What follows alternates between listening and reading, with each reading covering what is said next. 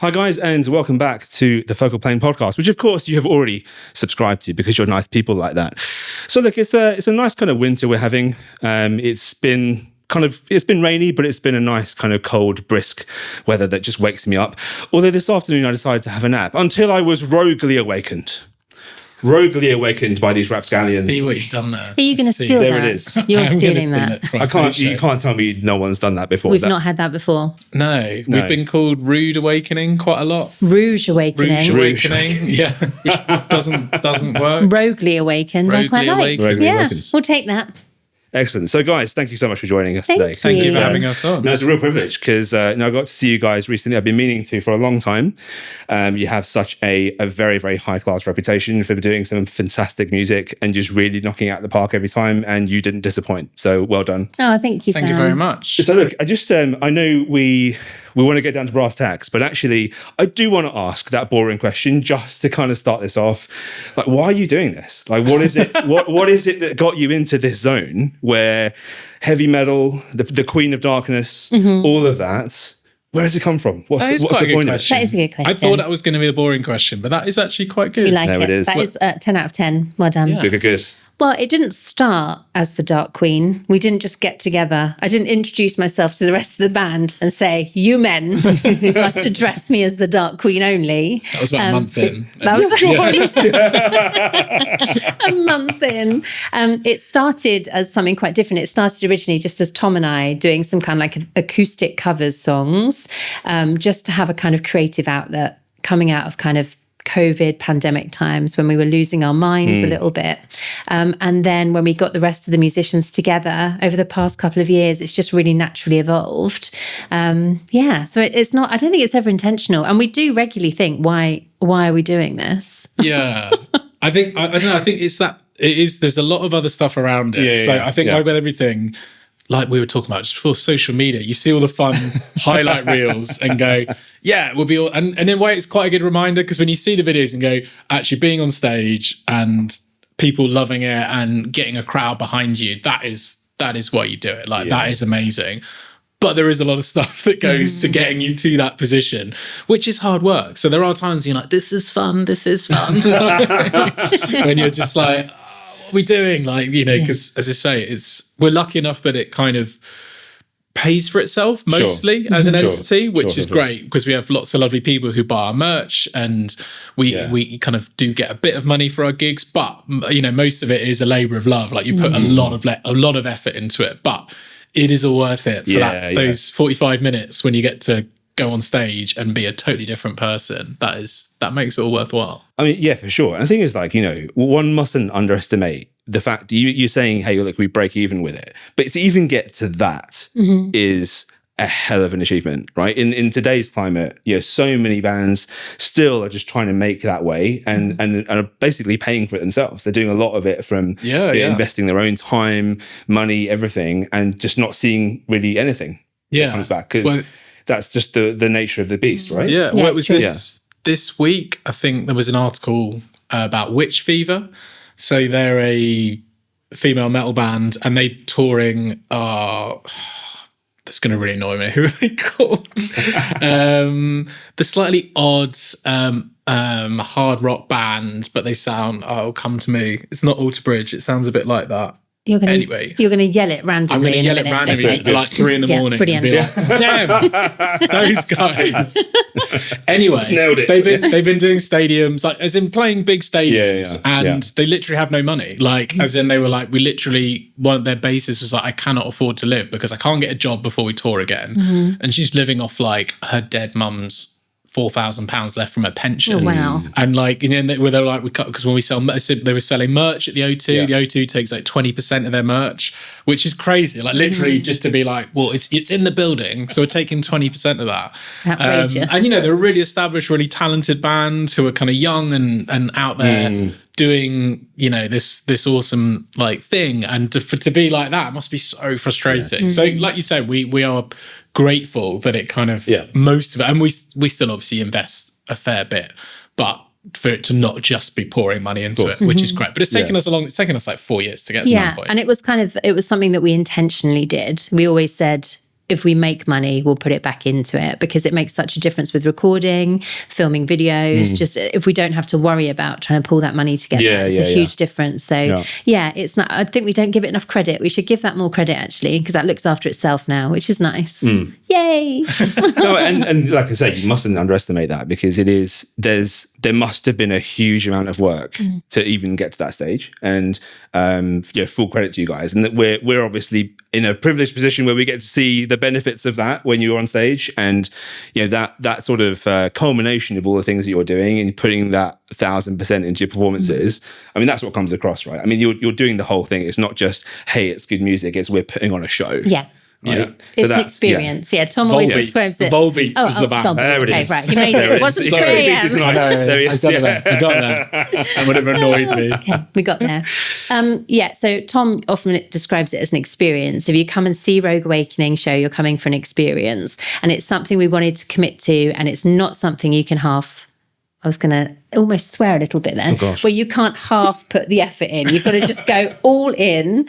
And then it just kind of, it fell into place. It evolved really naturally. And we developed these characters and this kind of lore of Rogue Awakening. And it's brilliant. And now we get to be on stage and just let that all out. And it's the best outlet that you can have.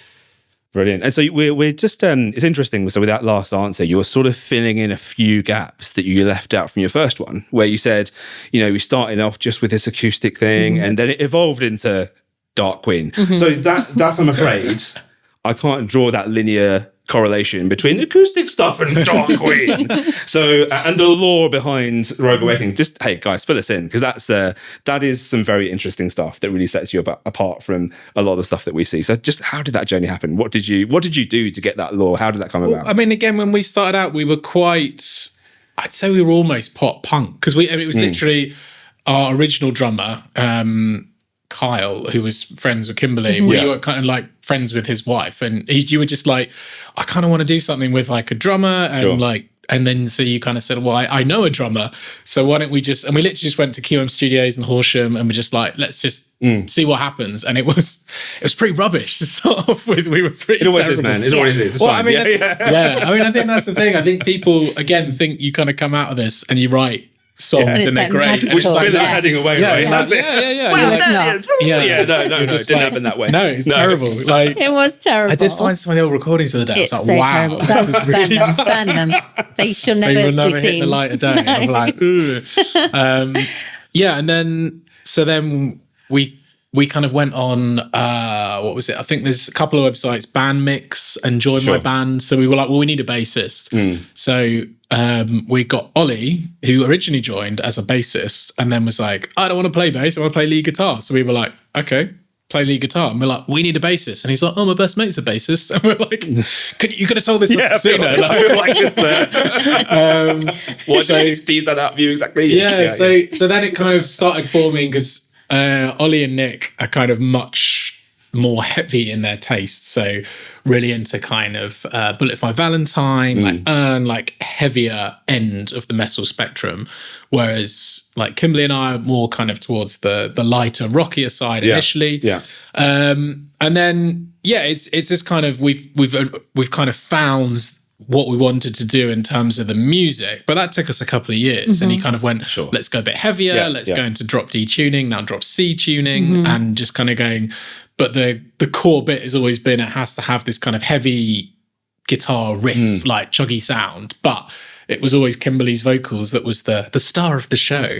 And because as you've heard, she has an amazing voice, and her kind of, I always say it before, but it's like her superpower is to find these really interesting melodies rather than a lot of, again, because I do a bit of singing, but when I find, if I'm like, I'll sing to this, I'll just follow the rhythm. So if it's da-da-da-da-da, I'll sing da-da-da-da over the top, whereas Kim will do something completely different, which is, I'm like, I would never have thought of that. Because I just can't find it. So I guess in that was when we found our kind of core sound. But we also learned at that time that my audience interaction is not brilliant. Like, I get very overexcited on stage, and then I'll often say the band's name wrong or the location wrong. Or once I tried to introduce a song, I was just so excited and nervous, it came out like a sort of weird Cockney. I don't even know what I said. I mean, we kept listening back to it. We kept listening back to it. Like, what is she doing? Why? Like, are we suddenly doing the Oliver Twist appreciation band? And Oliver Twist medley, and the rest of the band were like, what is she doing? So I never felt, because whilst I'm singing, I kind of embodied this Dark Queen character. I like to kind of float above the music and the audience, and have that kind of separation. But then in between the songs, I was coming back as me, as Kimberly, and not knowing what to say, and apparently being a Cockney every now and then. So we kind of learned quite early on that was maybe not my sort of forte. And then at the same time, Tom was like, I've got an idea. I want to try doing this big theatrical voice. And he brought it to rehearsal one day. That idea. It did not get our way. The first time he did it, we were all in the rehearsal room, and you'd warned me that it was coming, but you hadn't really told anybody else. So you sort of did the big welcome people of blah, blah, blah, wherever we were. And the rest of the band just sort of stood there. The bassist at the time did not know where to look. He was just like, when's it finishing? What's he doing? And it made me want to laugh. But then, I don't know, I think I often say it's really good to do something that makes you a bit uncomfortable or scares you, because sometimes that's exactly where you're supposed to be. Yes. So we started to just build upon that. And then Tom got stronger and more confident with it. And he was like, if we're doing this, we're committing fully. And then I didn't have to speak in between songs. So I was like, this is brilliant. I can stay in character. I don't have to feel... I've got all these lyrics in my head. I don't have to worry about saying the other band's names right or embarrassing myself in that way. So yeah, it evolved, and then it gave me the space and freedom to develop that character. Yeah. And then you just kept developing and introducing more kind of lore and like D&D references and Witcher references. There's a lot of kind of geeky references in there. Well, again, being a big fan of fantasy and D&D and gaming and all that, and there's a huge, obviously, crossover between metal. Yes. Like, the two worlds are quite closely aligned. Like, people who might be interested in The Witcher and Warhammer and that kind of stuff, also quite a lot of them like metal music. And I was kind of like, well, maybe this was just because we'd seen lots of other bands, because you obviously, and you spend the whole time not stealing, but it's just being inspired by going, oh, that worked really well, or of course, that did not get on well. As we do in life, right? Yeah, the stuff you appreciate. You think, I want to be of that. Like, how can I incorporate that into what I'm doing? Totally, And it's not in terms of stealing their songs, but just going, that person handled the crowd really well, or that was really painful to watch. And sure. Yeah. And we noticed that a lot of bands really struggle with that bit between songs. Like, they'll be amazing musicians, but they're not. Essentially it's stand-up comedy you're really doing between songs without the comedy. But it's that ability to kind of talk to a crowd, keep them engaged with what's going on or whatever it is, and not be awkward. And it's a really fine line. It is, but you're also trying to distract them. It's a bit smoke and mirrors, because while you're doing that, we're like tuning in the background, or I'm taking a sip of water, but people are distracted by what you're doing while we're doing all the boring stuff sort of behind you, so that you haven't got that awkward bit when you're watching a band where there's because everyone like, just kind of stops and it's like, wow, that was an amazing, and everyone is just like, that's not happening. It's a good tuning noise. I've been around a few. Doing your vocal exercise. It all drops C sharp today. All right, Well, I mean, on one hand, it's kind of, it's good that you didn't necessarily go down the rabbit hole of, doing the whole sort of Geralt Rivia and Ciri thing. You could have really gone full hog into that. But what you've done by what you said is kind of build something that's really been a mashup of things that you very much resonate with. And then that creates something that's just like a lovely tapestry that you put together. And I think that melodic stuff that you do is something that makes it a bit more accessible as well, right? So a lot of people who may not necessarily be into the metal scene, or maybe they've grown up with the sort of the noughties version of nu metal or whatever that is, they may not necessarily easily resonate when it's kind of just chug, chug, chug, screamo, screamo, screamo. But actually the melodic stuff brings people to go, oh, that's a hook. That's something I can come into. And that's something really special to get that right. and not make it sound too pop punk, Yeah. or too far the other way where it's all this kind of storyline driven thing that some people just won't understand the references to. Yeah. So it's that delicate balance, which is a great thing to do. And like you were saying, one of the things that clearly you guys appreciate is the joy of going to a show is about how it makes you feel and how you revere a band or musicians. A lot of the time, you tell me how if you feel differently to this, but how certainly I do it is I remember the bands about how they made me feel on that day. And it's not necessarily about it being a comedy show. It could be, like, in between, there could be some funny bits. But it's like, did that elevate me somehow? Did that kick my endorphins off somehow? Because, the music is great. And of course it is. You guys do that so well. But understanding that your audience are there to be entertained, whether that is from being a bit cheeky in between or, putting on the voice or whatever it may be, that just completes that package beautifully. And that's what I observed when I saw you guys. Like, you guys have thought about everything here. It's the beginning to the end. Thank you. Yeah. And it's not everything seems very deliberate. Whether it was as thought out in some places or not, you guys will know and not know, whatever. But that's a really, really cool thing to see. And I would absolutely encourage everyone to go and witness that, because it's brilliant. Yeah, well, you are correct. It is brilliant. We are very talented. You are correct in everything you say, sir. Yes. Yeah, I think it is that thing of, like, as you say, it's that ability to kind of, because we went to see two of our favourite half the band went to see, which was Alter Bridge and Hailstorm. We aren't, I wouldn't say they're hugely mainstream in the UK, but Alter Bridge, well, most of them are Creed, aren't they? Apart from the lead singer. So the lead singer is different, but it's everyone else from Creed is in Alter Bridge. And Mars Kennedy is their lead singer. Anyone who hasn't heard them, go and listen to Alter Bridge, because they're, again, like, very melodic. I think Mars Kennedy's probably got one of the best male rock voices in the world at the moment. He's very, very good, very talented. And then you've got Hailstorm, who, again, a metal band with a female lead singer, not dissimilar, probably more rock than metal. And we saw both of them, and Alter Bridge, I mean, technically they are so good. Like, they're both, Mark Tremonti, probably one of the best guitarists in the world. Mars Kennedy, also. I mean, and then they swap over singing and doing lead guitar between the two of them. And I'm like, that isn't fair. You shouldn't have that much talent. But you just go, do you want to do lead guitar on this? Yeah, I'll do lead guitar. And then, like, do you want to sing on this? Yeah, I'll sing on this. And it's still amazing. It's not like, I'll give him a throw of a bone. I mean, they're both legends for a reason. They've all got, like, signature kit named after them. And it's just like, you don't just get that by accident, right? So, But that all being said, I think we both enjoyed. I'd seen Hailstorm before, but I don't think you had. We both enjoyed Hailstorm more. And don't get me wrong, they're amazing musicians. She's amazing. Like, her voice is great. But just of how they put on the show, you feel like really included. And it's not that Alter Bridge is standoffish. It's just that there are certain bands that you'd go, I want to come on this journey with you. I want to be part of. You feel like you're part of it as opposed to just being played out. And then suddenly you sort of somehow have skin in the game. Like, actually, actually how well you do bizarrely affects me somehow. And that's it's so true.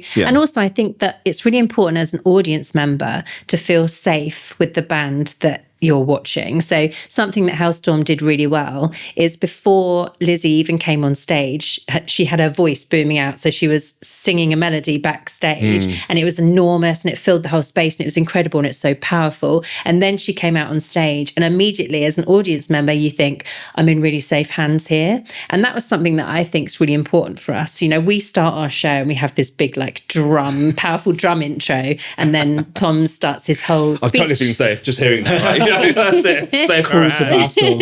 In his character, and you think, oh, okay, you might not be certain what you're expecting or even how to take it at that time, but you kind of go, okay, I feel in safe hands, and you relax into it. And then we're like, okay, now you're with us. You're going on an experience with us. And that's really important. But it works both ways because I also need that on stage. I need to feel that from the audience and that energy shift from the audience to feel confident and comfortable on stage, to know that they're with us. So it's an amazing exchange, that kind of interrelationship between being an audience member and being a performer. I love it. So then on that then, so what's been your best ever show from your perspective? We've done some brilliant shows that I've come off stage really pumped. We've done some shows where I'm absolutely drained the next day.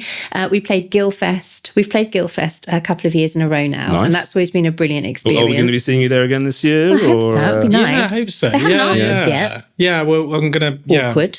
Talk to the guys. So yeah, come on. Show this podcast. We're important enough to be on this podcast. Get us on a bigger stage. Yeah, that would be nice. And it's always a really good stage, and the crowd is always an excellent turnout. And I think we had more people there to see us this year because the word had spread from last year. So it was a packed tent, really good energy, people super responsive, people who knew our songs kind of singing back to us. And that was just amazing. So I came off stage fully buzzing from that. I loved it. And it's just a short 30 minutes, but it was like really intense. Bam, in that 30 minutes. You just put it all out there. It was so good. I mean, how does that make you feel, like when people are just kind of, shouting back your artistry back at you? What is that like? Confused. Yeah. Like for a while. The confused is fair. Okay. Yeah, I was like... Who are these people?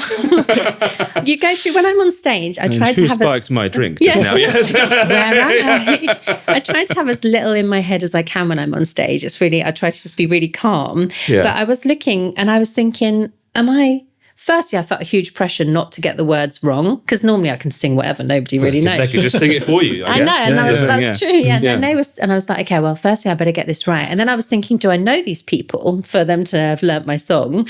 And I went through a whole gamut of emotions, I think, in that time. And then when I settled into it, I was like, oh, this is actually really cool. They've listened to it enough to have learnt the lyrics that we've written. And it was amazing. And then I just interacted with them. It was brilliant. Tom, how about you?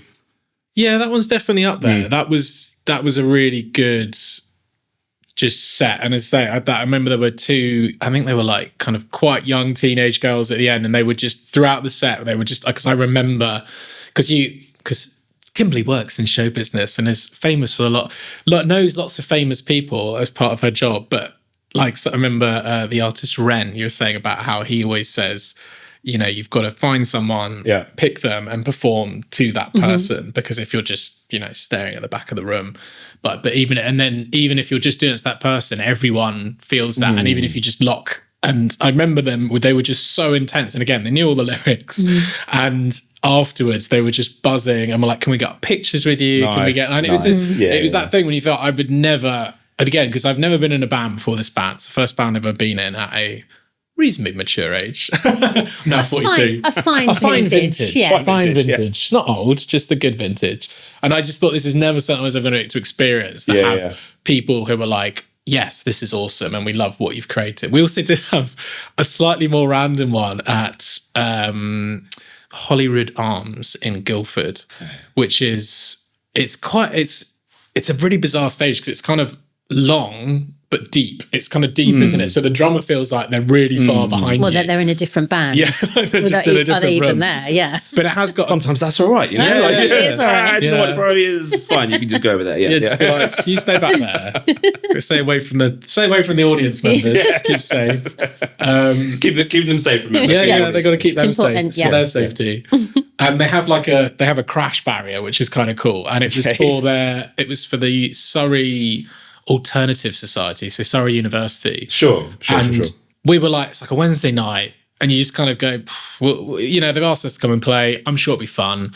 And it was just absolutely feral. It was amazing. But I've just, the crowd were just so into it. There was one point when myself and Ollie were leaning backwards over the crash barrier and everyone's just pouring at us. And I was like, this is amazing. Obviously you hated every minute. I hated every moment of it. Touch me. But it was just, I think a fair amount of alcohol had been consumed by the crowd, but they were just really into it. And there was just this mad energy. Yeah. And it was just really contagious. And they were really into the set and everything. And I think, it's just, I think any gig where you can really feel that, this is working. And as I say, you touched on it earlier, it's quite interesting because when people say metal, like you say, a lot of people instantly think Slipknot, that's what metal is. And I was like, well, I'm not going to go into metal subgenres because it would literally take me 5 hours. And I'm not an expert, but there's obviously lots of different types. So we'll either be the lightest band. So if we're doing a proper metal night, we'll probably be the lightest band in terms of what we sound like, or a more generic night and we'll be the heaviest band. So it's always quite bizarre, and you don't really know at the level we're at, when you're getting put into a gig. And it's getting better these days because we have that lovely position where we get offered a lot of gigs. So we try and be selective to go, well, which will be good, as in, will we enjoy this? Because as you say, we're busy people, we've got lives and jobs that this is not our job. So it's nice to be selective because we don't want to kind of burn out and just be like, we'll do anything and we'll play anywhere. It's like, we want to play good gigs that are right for us, because we play ones where you think this is just not our crowd. Like we'll go out and we'll give it everything, but these people don't really want to see this.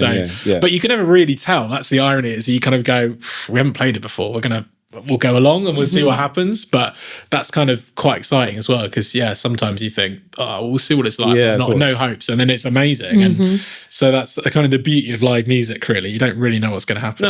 For sure. And things like there is also that side benefit that it sounds like you guys are seeing, which is that if you do straddle the line between different subgenres, or like you say, some nights you may be the heaviest, you may be the lightest, but okay, that's fine, that separates you out on that night. And there'll always be people in a crowd who've come to a show, maybe they've come for a specific band, maybe they just come because their mate said it was a good idea to, whatever their reason is. There'll always be some that will go, do you know what, that was for me, like for whatever reason, that was a sound that really hooked me. But even though I was expecting something either lighter, heavier, whatever it was. And that gives you a nice platform to build on. Like and keeping that going is something that I'm sure you guys are already very much, in your mindset. But it's great to know in that relatively short time that you guys have been, really pushing hard on it, to experience that the way you do is testament to, again, intentionality around how you're kind of building stuff, which is great. And I think we are really lucky because we've got a very strong metal drummer who can do great blast beats, really strong double pedaling. So we have all the elements of a metal band, and Ollie's a phenomenal lead guitarist, very powerful, very technical, totally obsessive about what he does. It has to be perfect. I don't think he's ever been happy with a show we've ever done. No, he's always annoyed. He's an absolute perfectionist, but he just embodies that kind of like musicality. And really strong bass riffs, and then excellent rhythm, and then a lot more melody from me. So we're kind of able to offer... Playing to your strengths, right? This is exactly. For a while I thought, maybe I need to incorporate some like heavier vocals or some more shouty kind of raw vocal. But actually, it's not something that I want to push, really. It doesn't feel... I'm often like, well, would the Dark Goddess want to do it? And I'm like, no, she doesn't want to do it. And then I use her. I check in with her all the time. She doesn't want to do it. No, you can't make her do it. Does a Dark Goddess want to clean the house today? No, absolutely not. No, she doesn't. Absolutely not. Absolutely not. I wish it was true of all aspects of my life. Brilliant. So, and what are you most looking forward to in the next 12 months? We're releasing a new song next month, the end of next month. 27th, I think it is. 27th. Which I'm looking forward to everybody hearing, called Take My Pleasure. It's really strong. I'm excited. And then we're playing a show in Worthing on the 28th. Yes. With our band friends who are brilliant, called Cypher. So it's that part of their like album launch tour. Is it 28th of February, is it? Or? Yes, 28th of Feb. Yeah. Sorry, I should have said that bit. That bit's key, isn't it? Well, it's just one of those things where like it stops the pressure for me to release this in January. So, yes, you haven't got like the next month, February. the 27th. Damn it. We're talking about February. So I'm really looking forward to those things. And I think we want to work on some more songs, write some new material. We'd love to have enough in the bank for a album release. So that's something we're working on. Yeah, hopefully this year. As I say, it is tricky because there is that balance of like, we love playing live. So at the moment we're kind of on our Untamed tour. So we've started out this month and we're playing this Saturday, and then we've got which is in Shottermill, I think. We haven't played there before, and then we're playing Southampton, Worthing next month, and then a bunch of other places. So there's a lot of places we're playing. But then obviously we want to record more music as well. Yeah, of course. And then we need to probably do a video at some point for the new song, and it's busy. But I think we're keen to take the next step, which is very generic phraseology I'm aware of. But you've got a next step in mind though. This is the key thing, right? I think for us, it's getting onto the bigger festivals. Sure. So for us, the kind of ultimate goal is probably Bloodstock and Download, because for non-metal listeners, they are the two biggest heavy metal rock festivals in the UK. But also just getting on to support slots for bigger bands as well. So, you know, we've really enjoyed playing across the South Coast and, you know, getting some really great gigs and some great venues, which is amazing. So I think the next natural step, which is easier said than done, is to try and start supporting bigger bands. So again, that's a challenge in itself. And none of this is easy. Like it's always that trying to find the connections and trying to make those, because it is usually a human thing. That's the thing of trying to, like, if you want to support people, it's like, well, do they know you? And if they know you and you're friends, and again, absolutely, all those things, who you know, how you know them, all of exactly. that, right? So it's a challenge. But then, you know, if, like we said, we're trying to make a point of stepping back sometimes. Like, say, like last year, you know, we played the BBC Introducing Live Lounge, which was amazing and surreal. And if you'd said to me, you know, even like a year ago, we're going to be playing the Live Lounge, I'd just be like, nah, that's way that's beyond. like 5 years away. Yeah, that's like way beyond where we are. Like, that's kind of another level. So I think it's that irony, and I guess with music, is there is no, like, even, you know, I feel confident that I hope we'd be able to play those festivals, but it wouldn't be like we've played it, that's it, completed it, mate, like step back. So it's always a continuous thing, and it's very like up and down, cyclical. So you know, with bands, we've played lots of bands who played Download and Bloodstock, and they're playing the same venues as us now. So it's not like, that's it, you've made it now, guys, like off you go, high life. You know, it's still, you're still going to be playing a lot more grassroots venues as well. But it's just those highlights of going, actually, that would be amazing, playing to a bigger audience and, you know, finding more fans, which is, so yeah, it's kind of, and I think that's that weird thing of, like, from my background before the band, I'm very like, right, this is the objective, this is what we're going to do, very specific. Whereas you can't really do that in music, because you're either going to be really disappointed and it leaves you quite inflexible. So I think it's just having that broad, like, we just want to make good music. We just want people to come to our gigs, which, there are ways you can get to those end goals, but there's no like, do this, and that'll guarantee this. Of course. So it is that kind of trying to, you've got to have objectives, but you've also got to be pretty relaxed and flexible, because again, not all of it's down to talent. A lot of it is money and opportunities and connections and all these other factors, and age. Like, a lot of bands, you know, they're in their, you know, they're 21, 22, they're going to appeal to a different bunch of people than we are. And although we've never experienced ageism, I don't think, I always thought I might, because I'm like, what are you doing here, old man? I was planning on being ageist later, but I guess that's okay. Just as long as we know about it, no, it's fine. We'll be prepared for it. But so, okay, well, look, you've actually touched upon something really important, right? So this is, you know, we've been talking about how you guys, you know, came to be, where the influences came from, and specifically what, you know, that little journey of that slightly undulating journey of how you kind of found yourselves and your voice. But there's so much more to it, right? And this is the thing. So all the things that you've achieved or looking to achieve, that's, there is a absolute glut of effort that goes on behind the scenes that you are just constantly having to do and chase, right? So again, a lot of us maybe naively who either haven't been in bands or aren't in that world will just see the end product and go, great, yay, you know? But the amount of work you do behind it, so what's that like? How does that feel when you're pushing all the stuff you have to do on socials, or, you know, trying to make those network connections, trying to just keep your name up and above and feeding all these algorithms? What's your take on all of that? Well, again, I think we try to play to our strengths. So a couple of members of the band are maybe not so strong socially. They're a little bit more awkward in their interactions. So I'll tend to do all of the kind of face-to-face interactions with the audience members, like off stage. And we always try and be professional. We always try and be like the nice people in the room. We're always on time. We just want to have good relationships with the sound engineers and the venue, so that they think of us in the future. We're professional in as many ways as possible. And then Tom does all of the social media. You do. I don't know how you do it all, but you've developed a real penchant for doing it. So that's your baby. And again, I think it was because, again, when I came to this, I was on Facebook and that was it. And I was, and I think we said before we started recording, I was very much like, no, if we're a good band, that'll cut through. And it's like, no, like you don't, and in this modern world, you do not exist without that.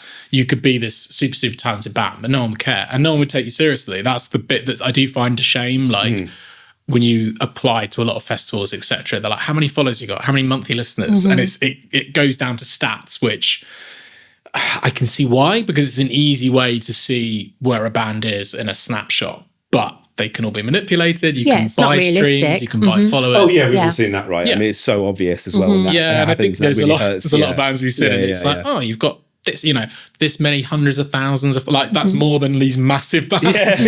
And you've not done very many gigs. Like, you look at their posts that have got like 4 likes and no comments. Like, wait a second. And I think it is that, like, as you say, trying to build something that feels right for it. Because, you know, there's a million people trying to tell you how you should do it. Of course. I think consistency is the biggest thing, which is, it's hard because there's days when you think, I just cannot be bothered. Yes. And I do not want to sit there and come up with a bunch of ideas to post on our, you know, various social media platforms, blah, blah, blah.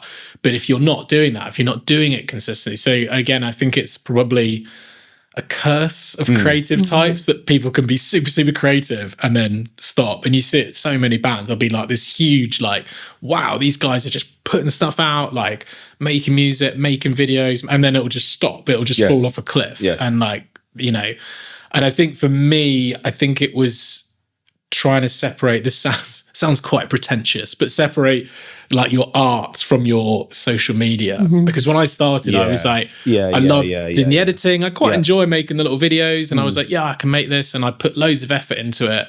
And like, yeah, you do this and we'll have you come in and we'll do this. And then, but like, how many views did it get? Like 3, which is like, oh, like, you know, I did it for the love of it. Damn it. And it does, you can't help but go, wow, that's pretty crushing. And the 3 likes are like our mums. Yeah, it's like, thanks, Dad. Like, you know. Hey, some people don't even get that. So that's true, You're doing all right. Yeah. You know, So we're not dissing the mums. No. But then I think to kind of go, and I remember watching some guys and saying, look, this is not your art. Yeah. This is just, and it's almost it sounds really bad, but it's like when you care less about it, that's actually better, because you kind of go, now I'm kind of like, right, I'm giving myself 5 minutes to make this video. I'm not going to get it perfect. I'm not going to do that. And I think actually now with the rise of AI, people like that more because you can tell it's not. Yeah, because it's not like, you know, people are like, oh, make me into a superhero. And it's like, imagine like 2 years ago being like, oh my God, how did you do that? Now you're like, oh God, it's another AI slop. So now actually I purposely often put in filters like the kind of Super 8 type film. So it looks grainy and it looks rough and you can tell it's filmed in a venue on a phone. And people like that because they're like, well, that's real. That's like in a sweaty venue and it's like gritty and also just like doing stuff. And it is bad because you do find yourself constantly thinking, oh, how can I turn this into like something, because I'm always trying to come up with stuff. So like coming in at 10, you've got this amazing plethora of cameras, so I'm just like, well, I'll make up a joke about Kimberly and film all these cameras, but is this enough cameras for you? And just be like, like, what do you think, this just happens by magic? It's like, but it's like always trying to kind of do that. But then I think it just comes back to, I suppose there was this guy that I get a lot of, like, he's Bacon Bits, he's called on Instagram, and he's like long hair and a cigar and a beard, and he does lots of music related stuff. And he said the big thing that really resonated, he's like, I think especially to bands, is like bands put in amateur level effort and expect professional level results. And I was like, it's so true, because it's like they kind of don't put the effort into every element. So for us, it's the stage show, it's the what we wear on stage, all our social media, and like Kimberly says, just being professional, like turning up, not letting down unless there's some major emergency, and you know, saying thank you to the promoter, saying thank you to the sound person, like watching the other bands, like hanging that's the bugbear of ours, isn't it? We always watch the other bands. I just think it's really important. If you're all playing together and you're supporting each other musically, we watch all the bands. We stand there as a band pretty much. And a lot of bands don't do that. They'll just rock in, play their set and then leave.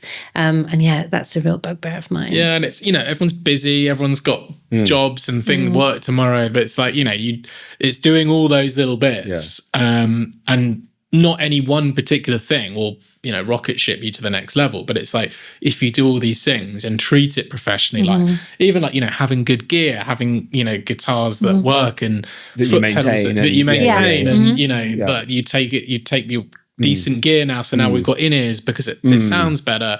So I think it's just across the board going, well, we don't necessarily want to be a full-time professional band, but let's behave like a professional band. Well, we just elevate. We try and elevate us all the time. I think, all the things you said there, Tom, are like, I think it's some fantastic insights you're giving, because one of the reasons I do this podcast specifically is, I have guests on who are business owners, I have performers, artists, community leaders, charities, everything.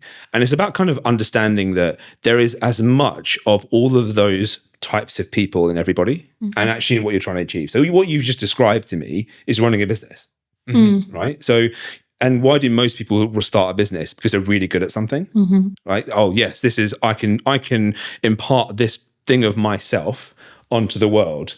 Great, let's start doing that. And most people, unless you have a very, very direct career path or alignment to this, where you've gone, went to school, got my MBA, did this and this, have zero clue as to how to do that. And you learn how you're doing it along the way, but you have to have the mindset of, I need to do it in this kind of a way to be able to progress to the next thing. Because it's not, you could be the best talented musicians in the world, and it counts for nothing if you don't have those other elements in place. Yeah. And that's such a, like, if I knew that when I was, back in the day when I used to do a lot of music, if I knew that, like, that would have changed the game for me. But instead, I was that arrogant prick who would be, I remember specifically once playing at the Water Rats, and the sound engineer kept kind of indicating to me that it was the last song that we had. I'm like, it's fine, it is the last song. He kept doing it. And in the middle of the song, I'm like, all right, mate, fine, last song, calm down. Okay, I said it like that. And you can imagine how no one really likes to be spoken to that way. So we finished, song finished. He comes up to me afterwards and says, mate, I'm going to make sure you never play at this venue again. Because of that, right? Yeah. And I'm just like, at the time, like, just being a stupid kid, I couldn't really connect it. I couldn't really, I don't understand, like, why were you so upset with that? But like, the guy's just trying to do his job, and what kind of a douchebag just stands there on a stage, just like basically flipping him off verbally, essentially, right? Yeah. And this is where, like, this is where you separate the men from the boys. If you understand that, we as an entity, and when I say entity, I mean everybody is a player in that game, where you're on stage, the audience, the people in the, behind the sound desk, people walking past, looking through in the window, everybody is forming that impression of you.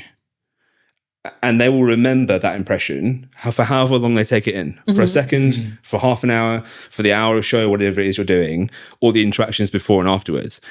And if you're not consistently in a certain voice, that's troublesome. And it can even be like the best will intention in the world. If you started posting stuff with, that was great, professionally edited, everything, but it just didn't have the voice of, like, you or the Dark Queen, and it just started to become or look a little bit too crisp.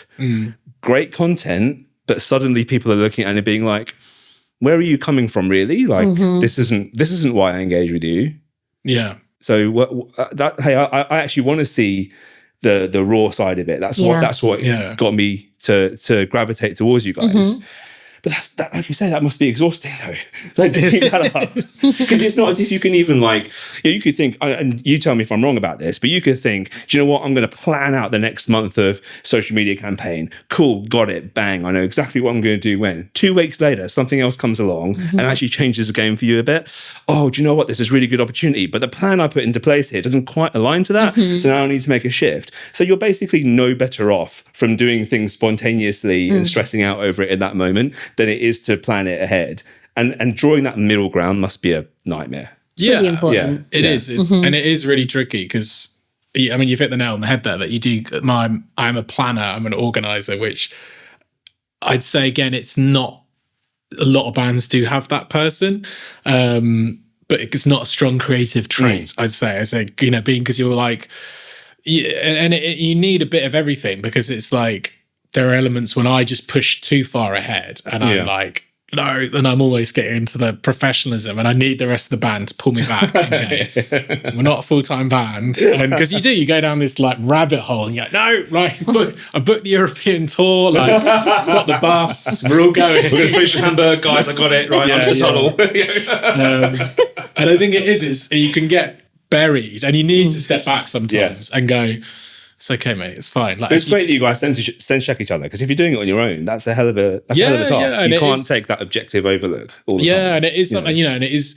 I think for me now, I'm like, don't stress over it, like, because I took it really hard sometimes when I spend time on a post and it would just flop. But like one I did recently, at last gig we went to, and Kimberly was at the merch stand and we have like a little Rogue Awakening kind of table cover, and decided as we were pulling it down to try and do the magic trick with like the boards on it, try and whip it out.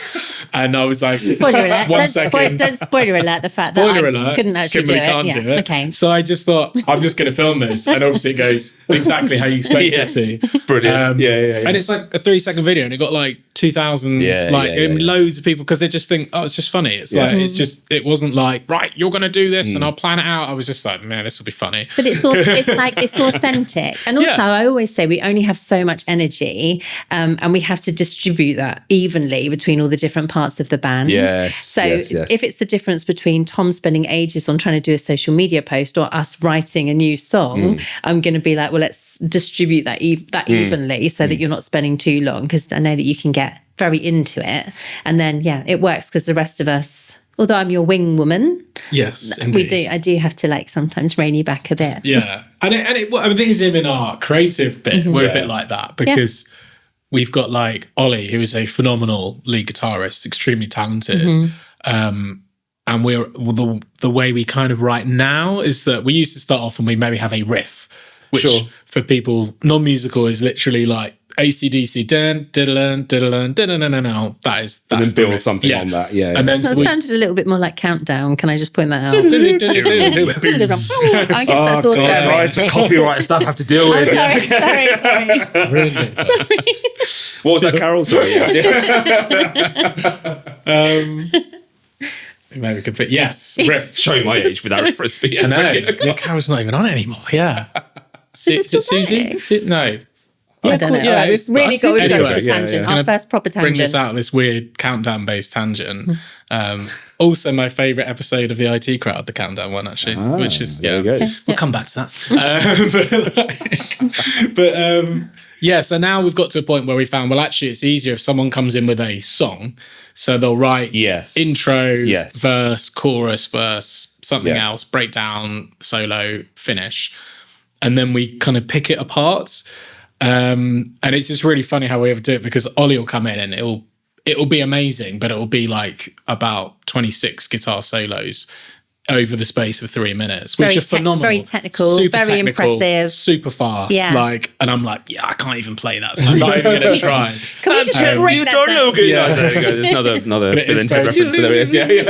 So it is, but it's great. And so he'll kind of play it to us, and then we'll kind of go, whoa, what was that bit? Break that bit down. Stop, what that bit? He's like, no, that was just, we're like, no, that bit. Like, take that bit. That's the hook, because I'm really good at hearing hooks melodically. That's what people are going to, we need. Like, remember. So we'll take that out. To go, So like with the Hunter, like the hook for that is like diddle. It's quite relatively simple, but it's really catchy, and you kind of get it in your head. So, but then I'm kind of, because I'm rhythm guitarist, so I'm much more. So I might come in with something relatively simple and go, because I always think about, well, Kimberly's going to put her vocals on this, so I'm going to give her space, and then Ollie will go, okay, that's great. So I'll harmonize here and I'll put this in here. So. I think if any one of us did it on our own, it would either be too simple or too complex. Between us, we'll kind of pull it, and Kimberly will go, no, that bit's really good. Or we'll go, that bit's amazing, like steal that. Or go, actually, because I was like, oh, that's kind of the chorus. And you're like, no, I think that's the verse. Like, we'll use that as the verse, and then, because I can hear this, and then we go into this weird Zen state where Kimberly won't come up with any lyrics. So she'll basically go, right, play that song round and round for about 20 minutes, which is kind of devastating, just having to play.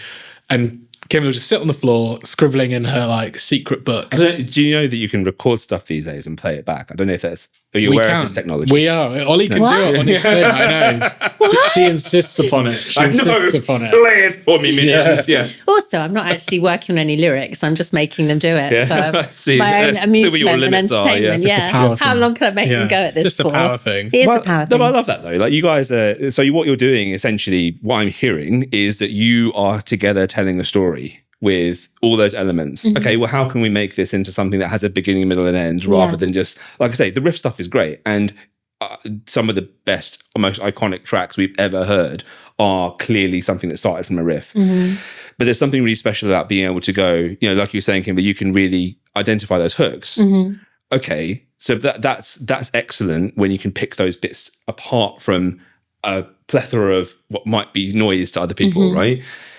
But playing in and drawing into each other's strengths and going, okay, great, you can do that technical stuff, Ollie. Let's use that.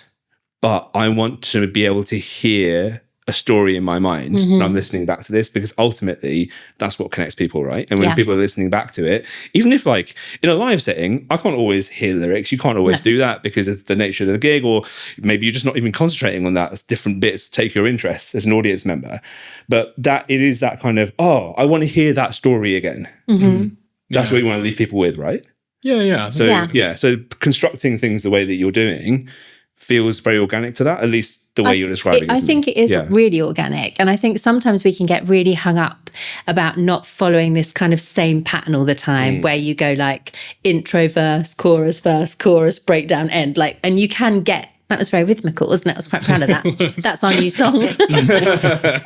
And you can get, and I feel like you can get really hung up on that. And sometimes we'll try and break that structure and mix it up a little bit. But at the same time, it does work because it is storytelling. And also, I think we write really strong choruses. I think our choruses are really catchy. I think they're very melodic, and they're sometimes quite anthemic, which I really enjoy singing. So I don't know why we wouldn't incorporate the choruses more, because they have that power behind them.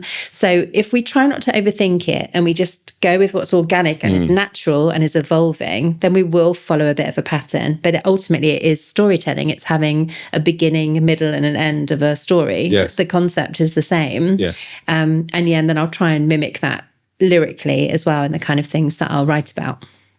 Yeah. But I think with your writing as well, like we've had like lots of people who said they'll hear a song and be like, oh God, that song's resonated with me and it's about this. And we're like, wasn't intended that way. That wasn't intended at all. Yeah. I think because I think, a lot of bands are it's very obvious what they're singing about. Like Arctic Monkeys, it's like, Sure. Going on the smash. Floor, yeah. But they did look good on the dance floor. That is what he is singing about quite clearly. Which is, they're still great songs. And, Oasis songs, whatever, it's usually quite direct what they're singing about. Whereas with Kimberly's lyrics, it's like, certain songs like Remain Untamed is kind of, it's definitely got it's a big part, it's a kind of feminist anthem, but you can, even as a guy, you can hear that and be like, it's about, telling the powers that be, I'm not going to break down, I'm not going to be who you want me to be. And ultimately you feel energized from that. Exactly. Whatever it is that you're relating to in that, either that lyrical moment or just the way you've constructed that together. It is, how has this made me feel? It's made me feel energized, uplifted. It's made me inspired to want to do something. Don't know what it is, but it's made me inspired to want to just do something else. And I think, because I was weird in the gym the other day listening to Rage Against the Machine.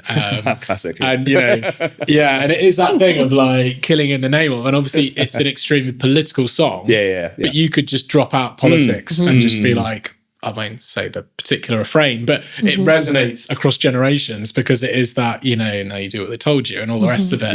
Yeah. And obviously it's written in a highly politicized element of like the 90s or whatever, what they were experiencing day to day, but you can take the politics out of it and it's still a great song of just railing against, the man and being told how to behave and how to act. So I think that's a measure of a great song. And I also think if you can do a song in a different genre, so if you can take it like we take, which you'll have experienced, Kate Bush running up that hill and do it as a metal song.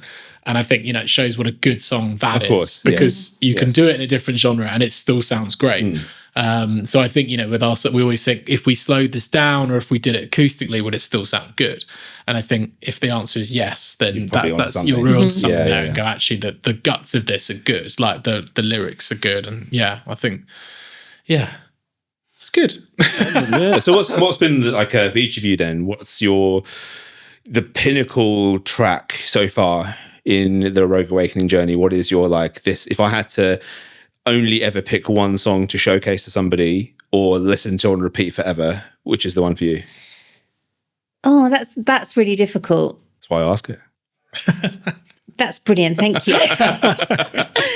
I have three. Can I say three different ones for different reasons? It is quite a lot, but I'll be quick.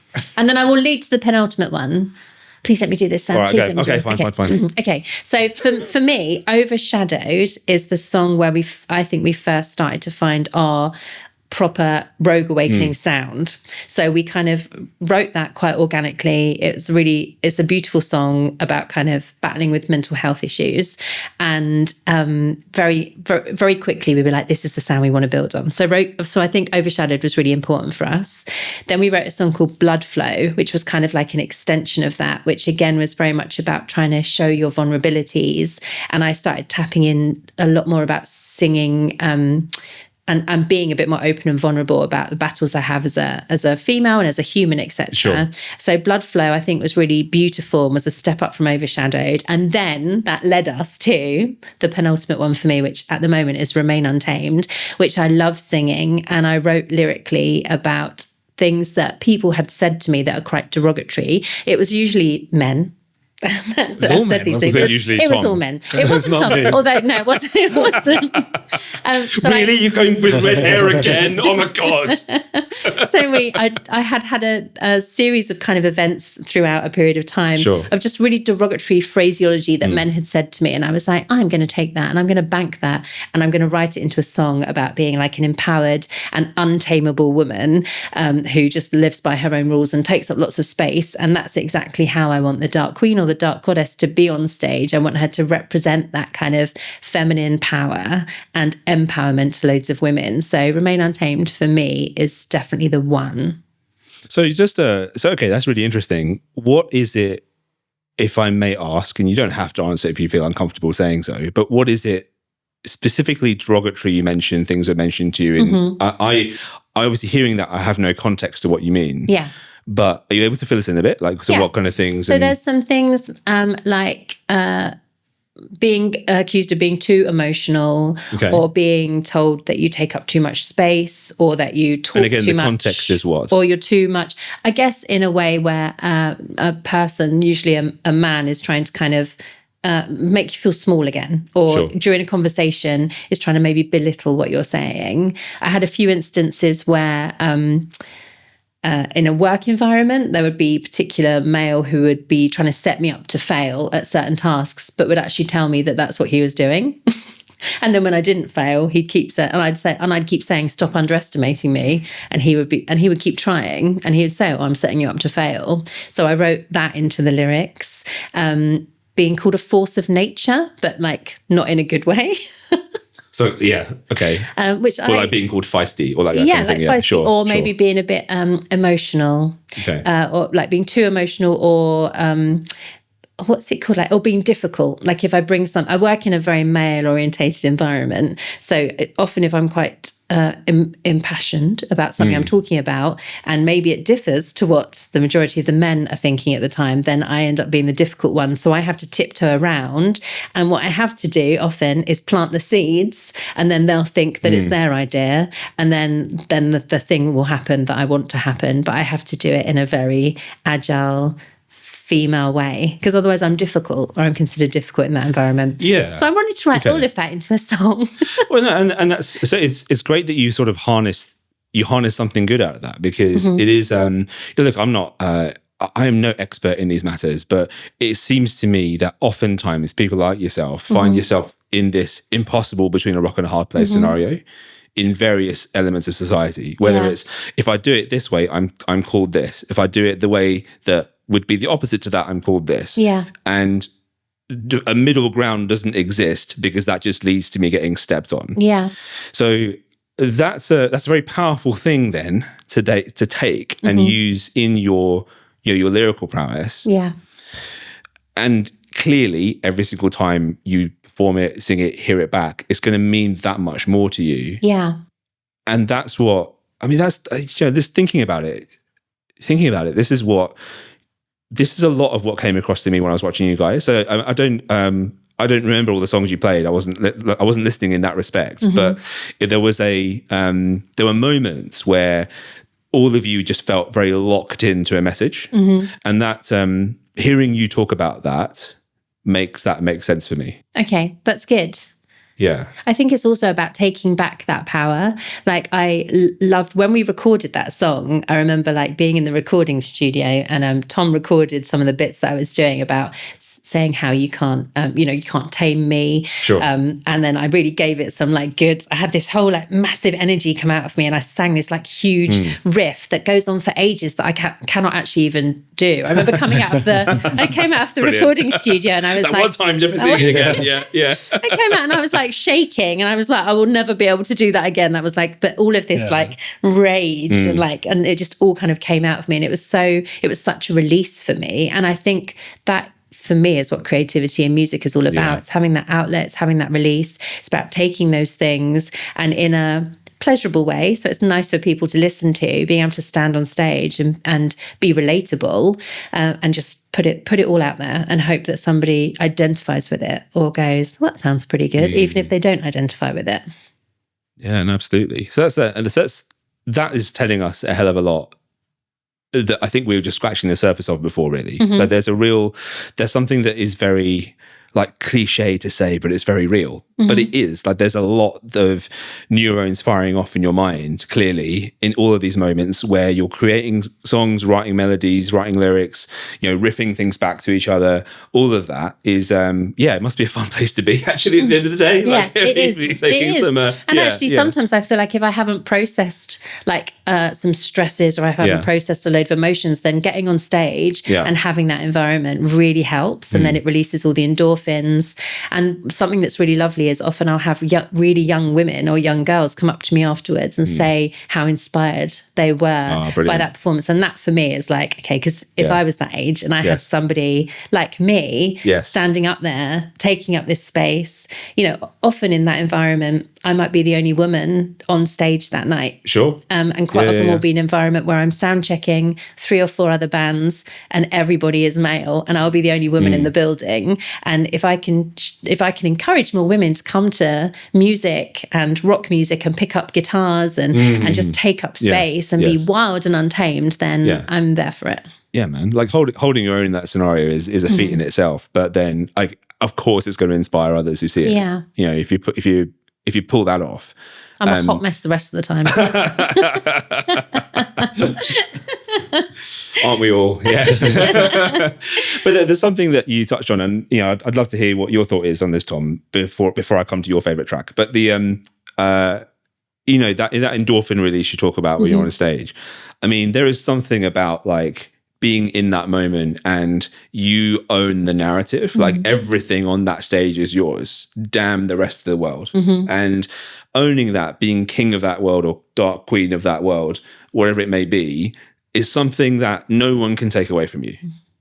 And I love how you embrace that. I mean, is that am I just talking out of my bum, or is that totally is that how you guys I think, see it? Like you say, I think it is that ability when we've managed to get to that point where we're confident enough, well, especially with the character we do on stage. For those who haven't come and see us live, you should come and see us live. Absolutely. But yeah, so Get Out is a very different person to who I am.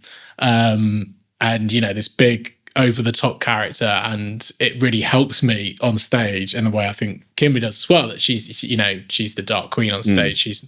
And when you're off, you're a parent, you're an employee, you're that, you're all these other things, whereas when you're on stage, like none of that exists for those 45 minutes. It's like, no, I'm Get Out and this is how I talk, and people get really disappointed when I come off stage because I don't talk for the benefit of the thing. So yeah, should I do the voice? Don't do it, save it.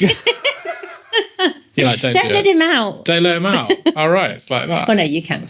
But I would say. I feel like the opportunity is here. It is here now. Yeah. So when He wants to come out. Well, because example, we would going back to an earlier point. We were saying about when bands start a show, that's often a real weak point because you're kind of like, are we going? Started yet? Are we still sound checking? Are we sound checking? Because you're going to do a sound check sometimes, or a line check as it's known. So that'll be when you're just checking your guitars or whatever, noise, and then start playing. And it's always that real painful because you're like, no, this is the song now. So I was like, well, we'll do this. And then so when we start our shows, I go into, because we have this backing track with these kind of Viking war drums. And it's like, welcome people of Horsham. We are Rogue Awakening and we are here tonight to entertain and destroy. And, it's very over the top. But I instantly flip into that. Yes, yeah. And it's kind of more, when I do it live, I do big gestures, big arms and all the rest of it. And it's very much I'm inhabiting that character because we always said when we did it, I said, if we're going to do this, you can't half-arse it. You have to be you have to go in committing. So the worst thing you could do is halfway through start going back to my normal voice or whatever. Or Cockney or whatever it is. Cockney. Yeah. Geralt's never gone Cockney. We're a little bit. Yeah. Like, no, come on. Right, why do we get It's just so it is that very much, and throughout the performance. So and you remember saying before, you were like, it looks like you thought of everything. So and again, because I was like, oh, that kind of didn't quite. So I was like, I'm going to rehearse each bit. And it's never quite the same. Yeah. But I know roughly on each bit. So this bit I'll say about the merch stand, because again, big part of a band, you've got to sell merch. So you've got to push it during the show and say, at the end of the show, you will go over here. And again, it was like, I was like, okay, well, let's get references. So I don't know if you played Skyrim, the game. Yes, I have too many hours on Skyrim. There you go. So I was thinking about how can I get like money and bit, and there's a bit with the Khajiit, the cat people, and they're like, if you have coin, Khajiit has wares. Oh, God. The way that I don't know how like Bethesda got away with what is clearly some dodgy profiling with the Khajiits. I don't like just. It's like, is this racist? It's a made-up imaginary race, but I feel like you're being racist. So like, it's definitely got a certain accent. Like, no. And then there's like Nords, Nordland belongs to the Nords. You're like, oh, this is all a bit, but so I do a thing, and so I have fake chocolate coins, and say, good news, if you have coin, then we have merch. So I was like, so people go, that's some Skyrim, isn't it? I was like, yes, it is. So it's like an in joke for some people, but it also works as just a general. It's just a general thing to say. Clearly authentic to the character that you've put so together. You kind of that's part of Geralt's character, blah blah blah, and I found like that works well because most gigs something will happen. Like someone will do something. Like the last gig, there was all kinds of shenanigans in the crowd. We had people getting kicked out, people trying to get on the stage. It was bedlam. There were a lot of very drunk people there. I think I held a woman's hand for about 5 minutes. It was far too long at one point, but I couldn't let I could let go. She could not let go. Oh, and you were singing. Yeah. She wouldn't. Oh, that was quite intense. It was bedlam. Intense. It was. Yeah. There was a lot happening. I always miss the fun stuff, guys. Yeah, your Horsham show was just so like civilized. Yeah, it was terribly Horsham. Yeah. So you got to react to that. So if something's happening, you kind of stay in character and react. But there is a framework to it, and that's because I was like, well, that's why. And then, but I know if you go and see massive bands, you see the same thing. If you see the multiple things, they go, oh, this is the bit where they do this bit, and you go, it's because they're rehearsed. Like the way it's sort of with actors, it's like that's why they look good because they rehearse. Like they might freestyle a little bit, but generally they know roughly what they're doing. Oh yeah, but they have to give themselves that platform to freestyle, and you can't do that if you haven't sort of done military precision work before. Yeah, and you got to have that precision elements to it. And your freestyling is really good. Like there was one time where you introduced an entirely wrong song. Like he went into a big, lovely introduction, and we just stood there and let him do it. And then I was looking at him, like giving him the signal. And then you recovered the whole thing in character brilliantly, didn't you? And I did get a laugh out of the crowd. I was like, yes, turns out we're not going to do that song. But then someone filmed it, and again, it got like loads of views on social because I was like, I'm going to put it out even though I've messed up. I had loads of people in other bands, but mate, I love that. It's so good. Brilliant. Because they're like, I've done it so many times. Next song is this, and everyone's looking at you. What? In my defense, if you say so. In my defense, don't defend it. I had the wrong set list, so I was mine was right, but everyone else's was different. So it doesn't matter. But so really, who was wrong here? It was entertaining. I think it is. It's like we're going back to it. It's entertaining, and I think a very long tangent back to your original point. It is that emotional connection to go, you know, even if someone, as you say, the Horsham one's a perfect example, because there were quite a few people who were like, I'm not sure this is our thing, but we're going to come in and see what's happening. Yes. And to be able to kind of capture those people, like, you there, like, come and listen. And it's that kind of like, okay, they're like, oh, okay, well, this is something. This is a show. I'm going to see what you're going to do next, because it's that trying to get that emotional connection with people. And I think, like Kimberly said earlier, it can be like some shows where you're really pushing it and they're just not, you can't quite get it, or they're just not in that mood and you feel knackered. And eventually you'll get there and be like, whereas other shows, it feels so, they're immediately like, yes, we're with you. You have to give yourself the best chance. Like you say, you know, getting yourself into that character to start that set immediately sets it like, okay, no, they're not just line checking. This is it. You know, bang. You know? And that clearly gives you that advantage of at least increasing your chances of getting that engagement early, which I think a lot of bands should really take note of and should be doing themselves, because otherwise it can get lost. Those first 2 tracks can just go it's just background music until you know, that's, and it is, and I think it's that thing of, well, it's got to be kind of also a hyped up version of you, because I think people call it, if they think you're just, it's BS or whatever, they just kind of go, you're just trying to put on I'm a really cool front man or front person or whatever, and people just see through it and they go, nah, I'm not, I don't believe, I mean, not that people believe I'm a Viking warrior, but they're like, okay, I'll buy what you're selling. 45 minutes these ones I have got the armor and everything. So I think, but I remember we both watched this WWE documentary, recent one, with Rhea Ripley's in it, who, a goth wrestler woman, which, you know, there's a lot to like there. She's very cool, but she's kind of relatively quiet. Sorry, what was her name? Rhea Ripley. Doesn't matter what her name is. That's terrible. That is terrible. Guys, until 9. Was this over yet? Always got time for that. That was very quick. That was impressive. I fell straight into that. That's what podcast hosting is, guys. I've got to think on my feet like nothing else. It was quick. It was very quick. But yeah, and you know, she's quite like, because I think it's like SummerSlam or something, and she's kind of like, I can't go on, and you know, it's like the biggest show of her career. She's really nervous, and she was really nervous, pacing up and down, crying. And then she was crying, and you know, she's this scary looking, and she's like absolutely jacked and an amazing wrestler. She's but a then powerhouse. she's like, as soon as the intro music comes on, because it's Motionless in White do her intro music, so it's big metal song. And it's like, this is my brutality, and then she does this big like leg kick, and she's like, as soon as that comes in, she was like, I'm in, straight into it. And it is that, I think. But she said it's a character. It's like how much of yourself you can get away with in normal life, and then your character is what you would probably get arrested for. And I quite like that kind of analogy, that we're just on stage, pushing our natural characters to as far as they can go, without kind of like, you know, being too much or offending too much or being arrested. But I mean, that's where performance comes from, isn't it? I mean, like, you know, in our day to day, we are always tamed, restrained. I mean, look, I asked you guys to keep the language tamed today. I said, look, no politics, no religion, whatever. So already it's there's I have to rules, think man. a little about that. There's too many it's rules. like this guy, man. You know, he's like he's just Also, like, wants to be the man. I nearly said half-assed, and I stopped myself, and then you said it.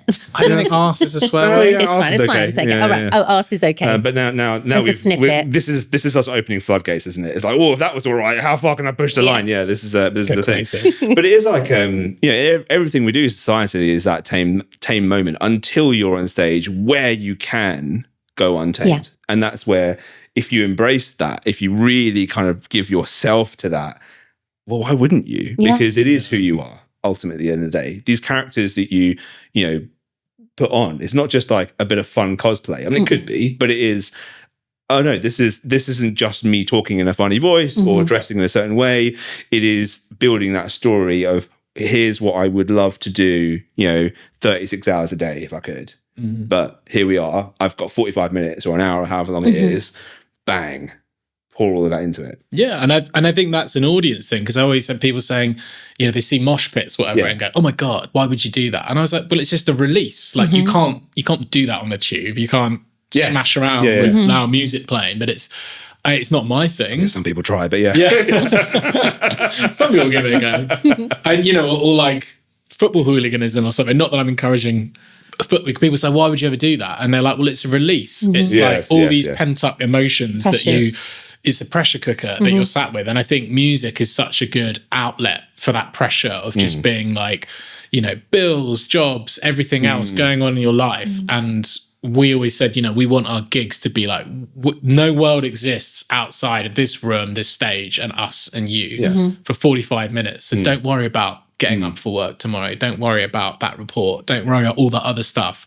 We just want to take you to this weird fantasy world with awesome music and, you know, completely immerse you in it so that you come out at the end and go, oh, wow, that was cool. And then you can go back to reality. But it's that trying to get people into that world and completely capture them and take you to like a different place. Yeah, exactly. I think that's what we're trying to do. And it's hard. And, you know, some days we do it better than others, but we always give it everything. Yeah, that's where your mind is making that work. Yeah, but it's reciprocal as well. I think as much as it allows the audience to switch off from thinking about those things, on stage we're also switched off from thinking about those things. So we're dealing with our own pressure cookers.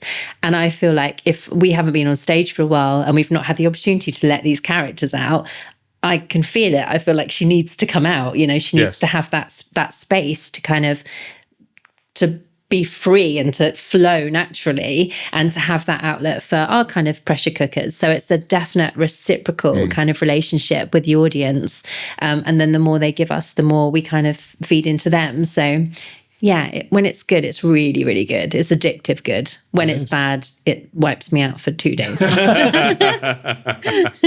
adrenaline come down isn't quite. It's not as good. Quite holding its own today. Yeah, don't like it. Yeah. But you, like I say, you guys do that so well, and this is where I, in my photography world, I really appreciate that when I'm performing, either performing arts or musicians or artists doing their performance is, okay, I now know so much more about how to frame this. I know so much more about the composition I need to do. I know so much more immediately about, all of that and what story it is that I'm trying to tell through these images. I can feel that better in the moment rather than having to almost backtrack on myself halfway through a show, halfway through a set to be like, oh, do you know what? No, actually should have been like this. It's very easy to go, great. We need the Dark Queen to have this energy. We need the rest of the band to be, standing tall and proud. The angles need to show that. It needs to be, the colors, everything. The motion has to be right to that. But it's easy for me to go, cool, right, that's how I'm going to do it. Done. I can also now just enjoy the music now. Yeah, exactly. And it's really interesting because you captured that totally. And I think you're one of the first photographers we've worked with that's just got that. And we were all like, wow, you really got the energy and the kind of the impetus and the movement and the dynamism. Like you captured it super well. Ah, well, thank you for saying. That's your super. That's so kind. I mean, there's no need, but please carry on. Okay, don't. That's all you get. Okay. Well, but thank you. I do. I'm glad that comes across because it's a lot of hard work that gets me to be able to do that, which I like to reap the rewards of being in a situation where I can. But yes, there's a lot of not like everyone has this. You will have had this, like you're talking about. You listen to your early songs and you think, "What the hell?" I look at my early photos and think, "What the hell?" Right? And it's just okay. But the processes aren't dissimilar. The timelines aren't dissimilar. The things you'll have had to have learned along the way won't be dissimilar. And treating it like a business, all of the skills you were talking about are exactly the same. It's a shared process, isn't it? Yeah, anything creative. And this is where when I take photos of artist bands, performers, the ones that I tend to gravitate towards are the ones where I, as a photographer, just get it. And I think, okay, I get where you're coming from. So in any venue, any scenario, I know how to get the shot that I need. Whereas in certain places, including when we played in Horsham, the Rock, great venue, but it's from a technical perspective quite tricky to get certain angles, like photography wise, and the lighting is odd, and those sorts of things make a challenge that's so much easier to overcome when okay, I just need to make sure I nail those bits that I understand from what I'm hearing. Awesome. The rest I can now work with, rather than having to fight against all of that and having to fight against the fact that I'm not quite sure where the band is trying to pitch this or where the performer's trying to pitch this. is it right to make them look a certain way, like so or like so? I can't just click in a way that makes the whole process not jar itself.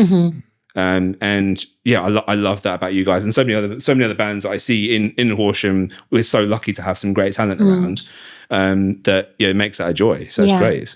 Yeah, fantastic. Yeah, I mean, it's an interesting one, Horsham, actually, say, because we kind of did that night because we were kind of getting annoyed being a Horsham band and there's nowhere to play. You know?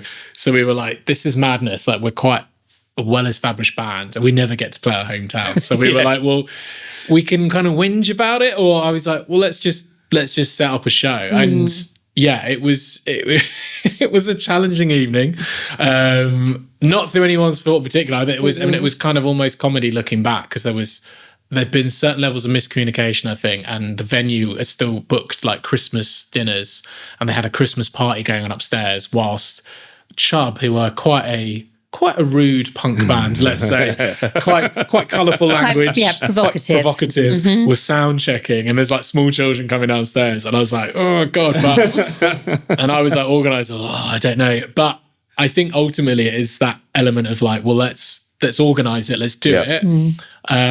And you know, there was a good turnout in the end, and I think there is a kind of hunger for it, because a lot of people, especially afterwards, had said like, oh, if I knew it was going on, even though obviously you push it and everything, but people don't always hear, and they're like, I definitely would come down. So there's definitely hunger for another heavy Horsham, which will be, and it's to say, well, the fact that breaking news, the Malt Shovel is apparently coming back to life. There it is. Yeah. So, which was, you know, that is the kind of live music venue. And I think, you know, it's challenging in Horsham because most of the established bands are cover bands. So we were like, well, we want, because there were some of the younger guys and girls at that show. So that a lot of them are in bands that are just starting out. So I think they're kind of 18 years old. They're quite young.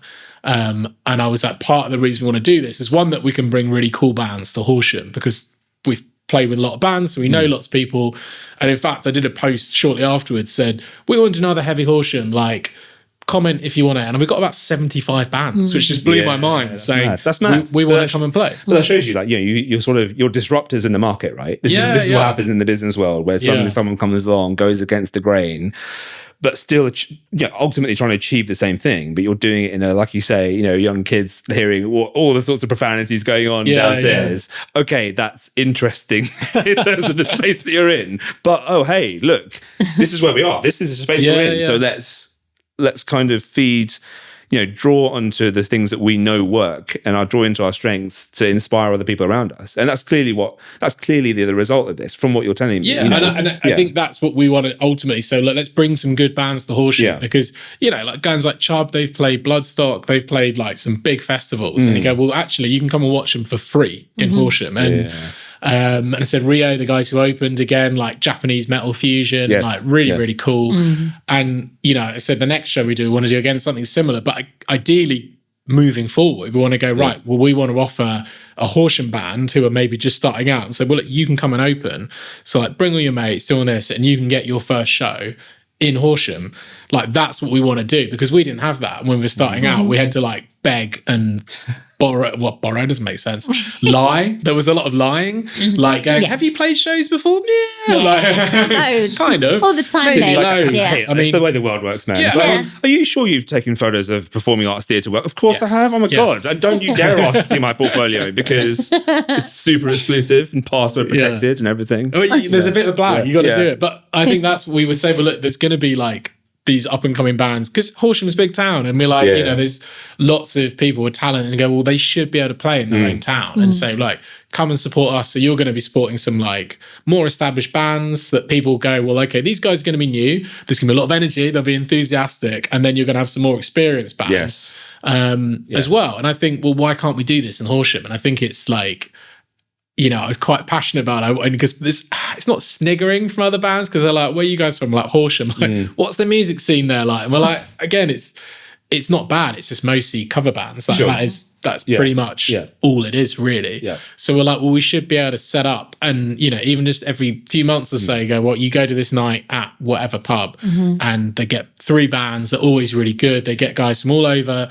And I think, we can do that. We can make this happen. Yes. So hopefully... we'll be able to establish that. And, and it can only get bigger and bigger. Like, if there's the demand for it, you go, well, let's put on a little festival. Let's get like 6 or 7 bands. Well, this is it. I mean, seldom does the whole, cliche of build it and there will come actually come to fruition. But this is one of those moments where actually it absolutely would. Because, like you say, you're inspiring other people to go, I've always wanted to do my own thing, or yes, I'm in a covers band, but we've always been thinking about going original or whatever it is. But there isn't a space to do it. There isn't like the... to do that without a momentum behind it is a lot of effort for very little reward. But if there is a movement that's starting or progressing, and there is infrastructure around Horsham, clearly there is. I mean, if only there was a really nice place in town that had a bandstand that people could congregate around in the summer on a Friday.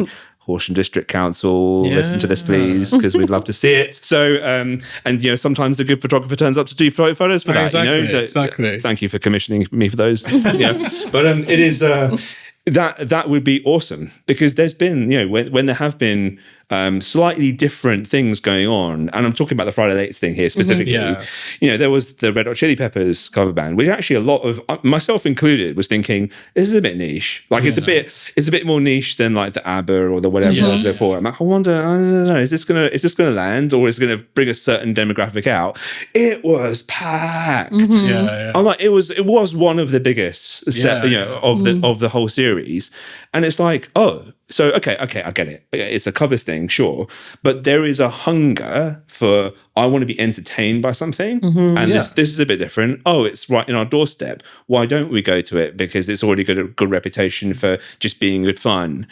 And that for me is just a great sign that there is that hunger for it and that potential for people to build it. And, you guys pushing that narrative and starting with the heavy Horsham thing, looking to where it can go next. I think there's a bunch of people who are going to want to get involved. Talk about the 75 bands who responded to that post, but also looking at local talent as well. How can we draw those in? Whatever it might be, whether they're helping, not even necessarily musicians, whether they're just helping out in some other way, the same sort of crowd that might be the ones who regularly went to the Mall Shovel and hopefully will go again. That's the sort of, that's an alternative scene. There is an alternative scene that was certainly blossoming by the time the Malt Shovel came to its temporary closure.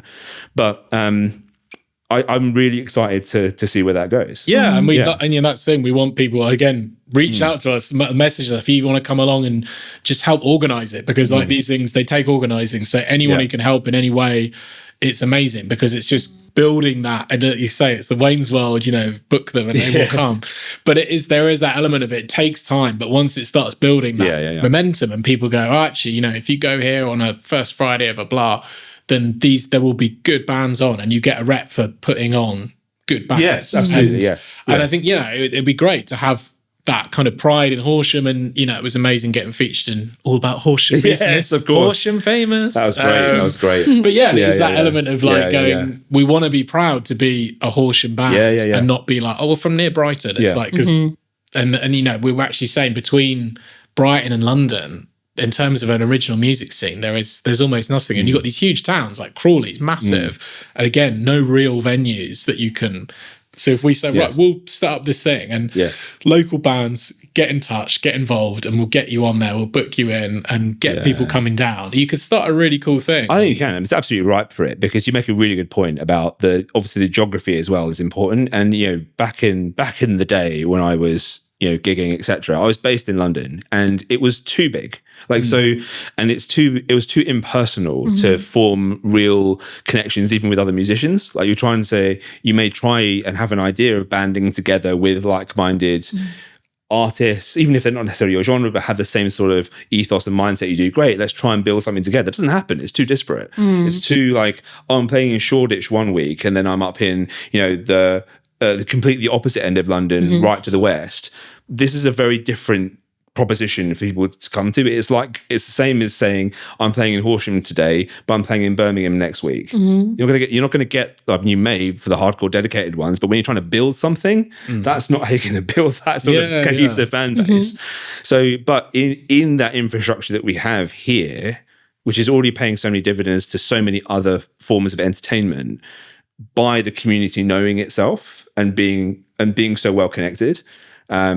There's something really special about that absolutely what you're talking about can so easily be harnessed in a really positive way. And I think, it's people like being part of something. And, they had it in Eastbourne bizarrely when there is the Eastbourne Metal Collective. And because they were like, basically said, we're bored of being in a town where nothing happens and there's no music scene. So over the past couple of years, they've built Eastbourne music, and we played a show down there and it was packed. It was like this basement show. Yeah, awesome. And it was absolutely rammed and some really good bands. And you just think, and like, again, Chubb are part of that as well. But it's that whole thing of you can build it and people have pride in it and go, we've, as a collective, not just musicians, but just people who go, well, I love this kind of music, I love this scene. And, you go there and you'll know there'll be your people there, they'll be into the same music as you. And I think that's something that would be an awesome addition to Horsham society and life. And, it is, and it is difficult because, again, I like Kimberly says, she's like, you've only got so much energy. And so if there's anyone out there who fancies helping me build this, that would be epic. I think there will be. I mean, honestly, I say that with entire sincerity. I think there will be. I think there are people who listen to this sort of thing or watch this kind of a podcast who will be really excited by that. It's the kind of, it is exactly the kind of people that I'm trying to reach with these sorts of messages around, I talked about all the different people that get on board. It is about the common things that bind us together. And so much of it is so easy here, which is like, we're just really privileged to have that in our location. Which is, it's amazing. And so we went on a massive tangent there, which I loved, but I never got to hear your favourite track, Tom. Oh my God, I forgot about that. Wow. Well done for pulling me back. So it's tricky because I was going to say Remain Untamed, but I actually prefer, if in terms of and think of a standalone song, Remain Untamed probably, but in terms of playing live, I think Overshadowed, I love playing that. So, like Kimberly said, it was the first song we did that was like, this is what we're going to sound like now. And that's the seminal track that will always stick with you. You kind of think it's always going to stick with me. And it's got a bass intro, a bass solo. I mean, is there such a thing? Crazy, Spoiled the bassist. Well, Nick, our old bassist, wrote that, and he wrote all those elements of it. He's a god amongst men. He is. Yeah. He is a legendary bass player. And it's just such a cool, and the crowd always gets really G'd up with it, and it's just like it's a really fun, bouncy song to play live. So I think probably Overshadow, which it's a goodie. It's a goodie. Brilliant. And okay, next question along those lines: who is your favourite band member? In our band or in any band? In your band. Oh my God.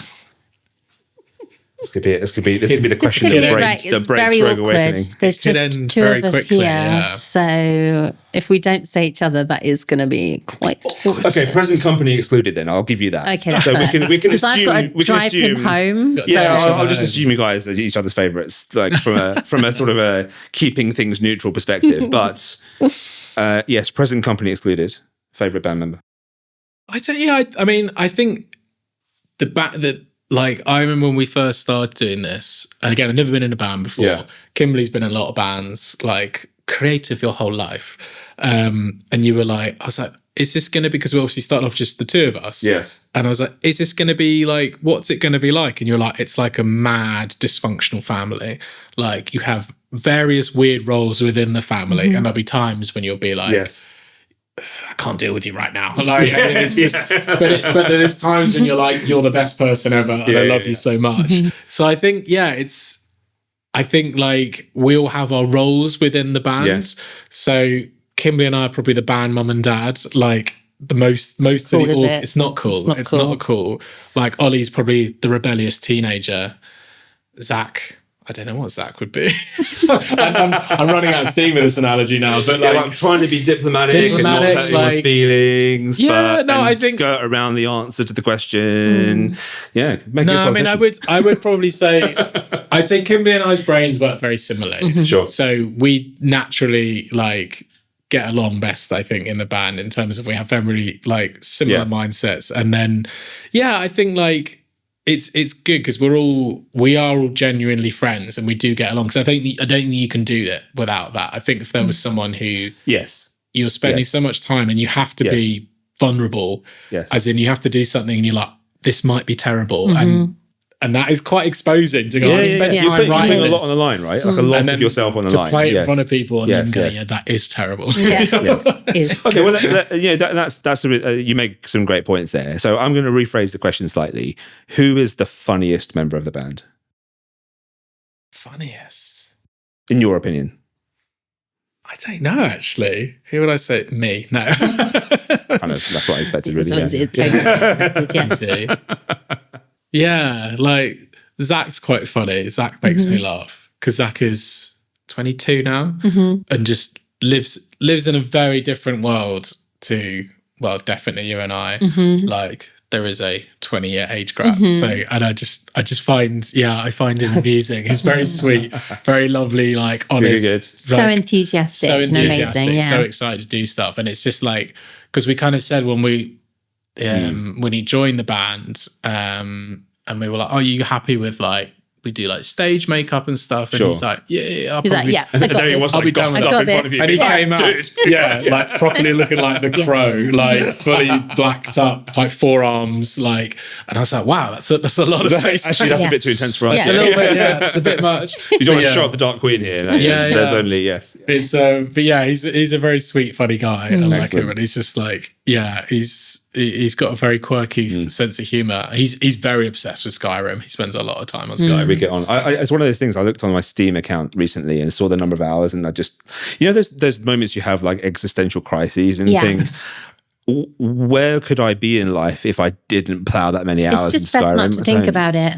Don't think about it. Like The Witcher 3, I spent a lot of time playing Witcher 3. That was so good. Such a good game. So good. But and the expansion packs. The expansion pack's amazing. Remember telling you about that? Blood and Wine. Yeah, Blood and Wine. It was like one of the best storylines. Like how that wasn't a standalone game. I know. I was like, it's just so good. Insane. Yeah. And you never got. And then, I tried to get you into it, and then you just got thrown off by the Gwent. And I was like, no, I'll give you that. Okay, I can't stand. That's the thing I can't stand about it. I like Gwent. I'm like, this is so pointless, and it takes up too much of the game. And I just want to get back to like getting the two swords out. Like, why? I don't want to play stupid cards. Like, also, and it's like it was top almost, trumps for like. It was always the most ridiculous time, wasn't it? Yes. Like, I've just slaughtered your whole family. Fancy a game of Gwent. I got the special spike card. Okay, great. And every time I thought I knew what I was doing and I understood it, I clearly didn't. And so I just got really annoyed. But then I started playing Last of Us, the zombie game, and then that took over. Respect. Thank you. It took over. Yeah. But it's good. I think it's that thing of, there was a thing recently proven that people who are gamers are good partners because it's like, it allows you to get your stress out and your rage out. It's problem solving, thinking ahead, planning ahead. It's good. That's not the reason. I can't do the online stuff because that gets me too angry. I couldn't do like Fortnite being schooled by a 12-year-old who's shouting abuse at me. I guess in every study there is an outlier. I mean, I'm not necessarily trying to live the swinging bachelor life, but I play a lot of games. But there we go. But there's just put that on there, ladies. So, there we go. Who needs a Tinder profile, right? This is it. So so do you want to say how many hours on Skyrim? I don't. I absolutely do not. All right. Not for the ladies. Is it in 3 figures? Of course it is. But like, it's like, that's how much I bench. Yeah. So so Kimberly, we've heard that Zach is the funniest member, second to Tom. Yes. Who's the most intense and dedicated? Tom. Well, no, it's two different things. I would say Ollie is very intense because of his personality. Sure. He naturally, if he hears something, if he's got an idea, he will fixate on it and he will beast himself until he gets it. So I think that makes him intense. But I would say dedication-wise, it's Tom. Okay. Full stop. That's it. That's it.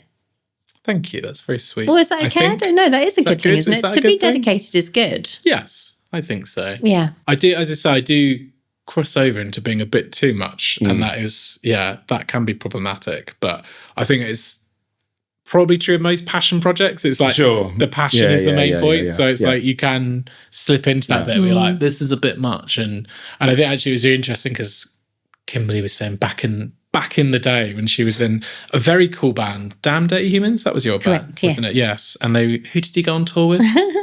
The Human League. A very old. Do you remember those from the olden days? Everyone remembers the Human League. Don't you want me, baby? Yeah, of course, yes, of course. Yeah, I was trying to place the classic track, but that's it. Yes, that's it. That's the one. Yes. So you guys were like an established big band doing like big things, and I was like, well, why did you stop doing that? And you're like, it imploded in a spectacular fashion because you're just doing too much. Yeah. And we see it loads, and it's really interesting. I mean, not in a interesting in a fun way, but you see these bands and they're like going for it. You're like, they seem to be gigging every weekend and they're up and down the country. Yes. And you do get really envious because you're like, God, we're falling behind. We need to be doing that. And then inevitably one member drops out and then maybe two members drop out and then the band just stops because you can't do that. And I think, it's that knowing at what point to go, okay, this is too, because if it was a perfect world, I'd take all the gigs we're offered. I'd be like, we'll do all these gigs. Of course. Yeah. But ultimately, we've got lives, we've got jobs, and burnout is real. Like you have to kind of go, actually, this is too much. Like we can't do everything. And we are going to burn ourselves out and we're going to get exhausted and get fed up with it. And then it stops. So you have to kind of have that like slightly pulling back sometimes and going, no, it's really tempting to be like, especially in our always on culture where it's rammed down your throat going, everyone's being more successful. Everyone's having more fun than you. Like you feel like, oh God, we're missing out. We need to compete with this. It's a fine line though, because at the same time, like you say, if you're not sort of seen to be full-time, that can work against you. And that it's just the perception of, even no matter how good you are or what you're putting out there, it's a perception of, it must just be a fun hobby for you. Yeah.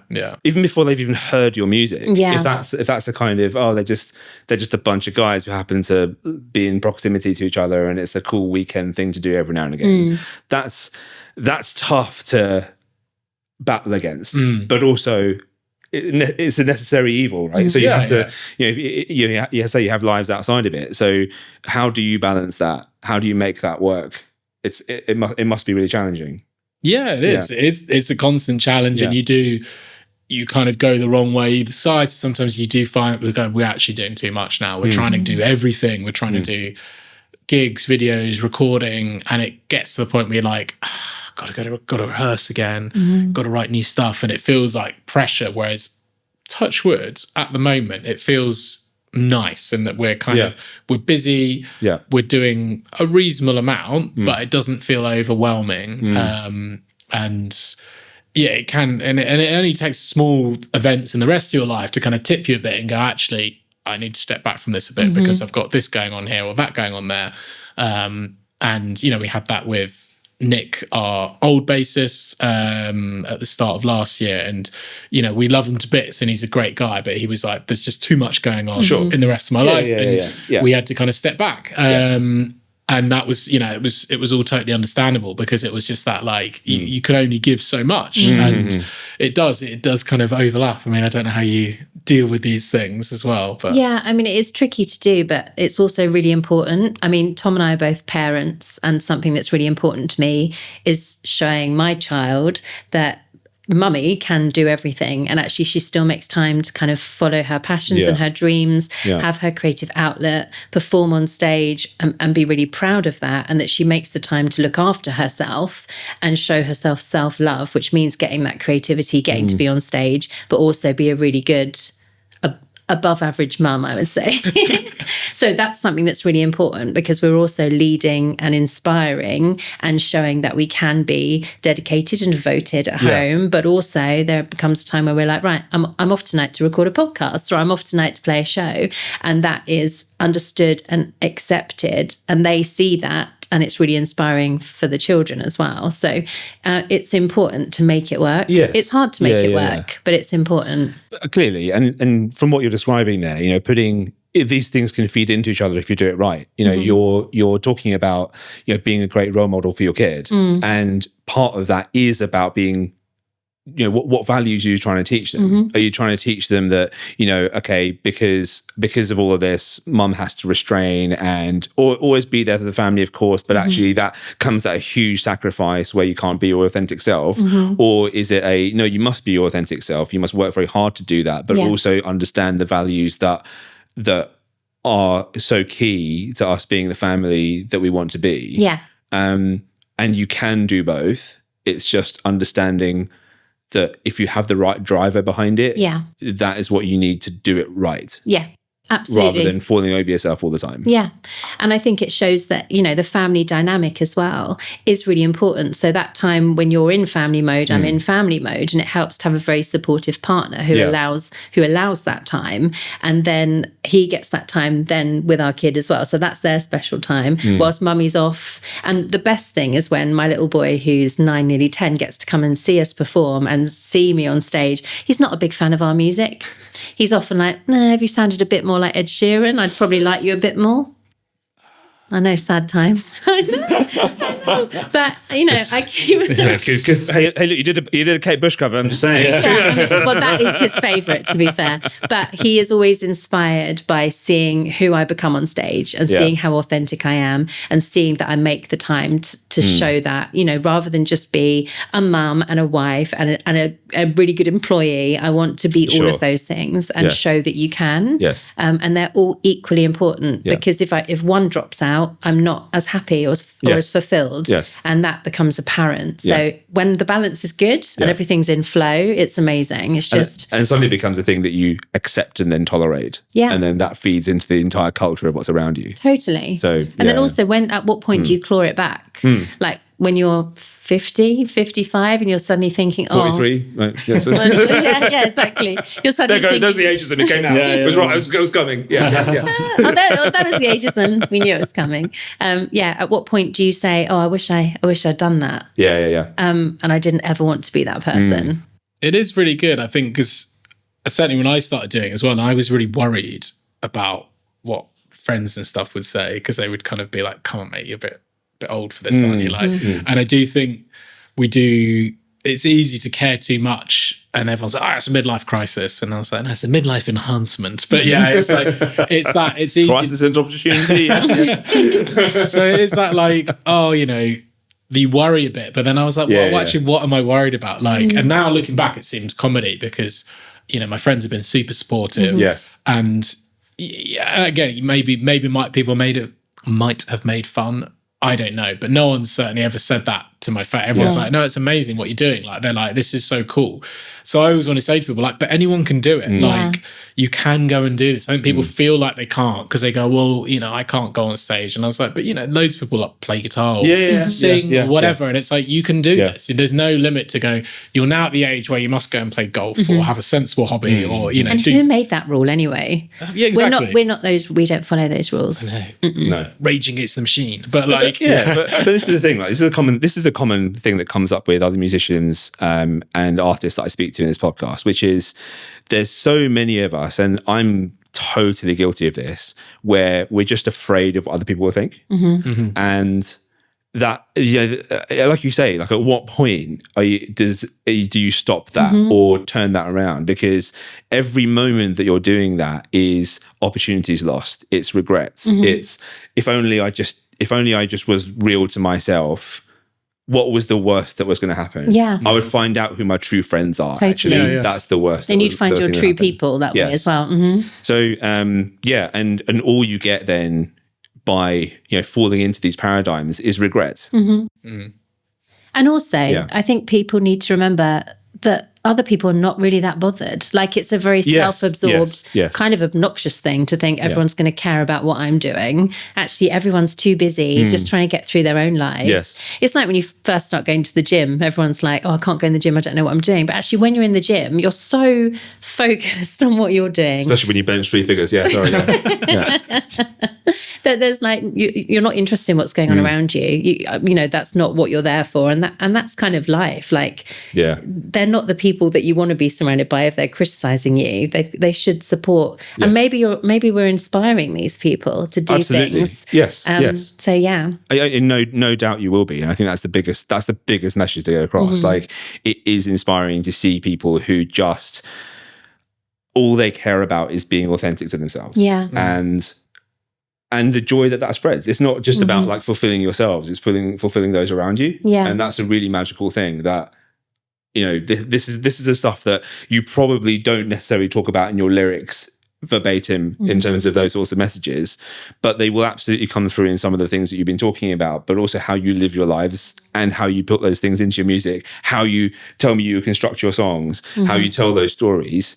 I mean, the second you start faking some of that or putting in things because you think somebody else would do it that way and that's the way it should be done, and maybe that's a trend, and maybe maybe we should be doing more, whatever it is, then you're on a very, very tricky sticky wicket where things start to fall apart very quickly. We've lost our way, and actually that's a conversation we often have where I'm like, we stay in our lane. Like, it's really so easy to get jealous or, I don't know, envious of other bands around us. And I'm like, no, we stay in our lane. We're entirely authentic to ourselves.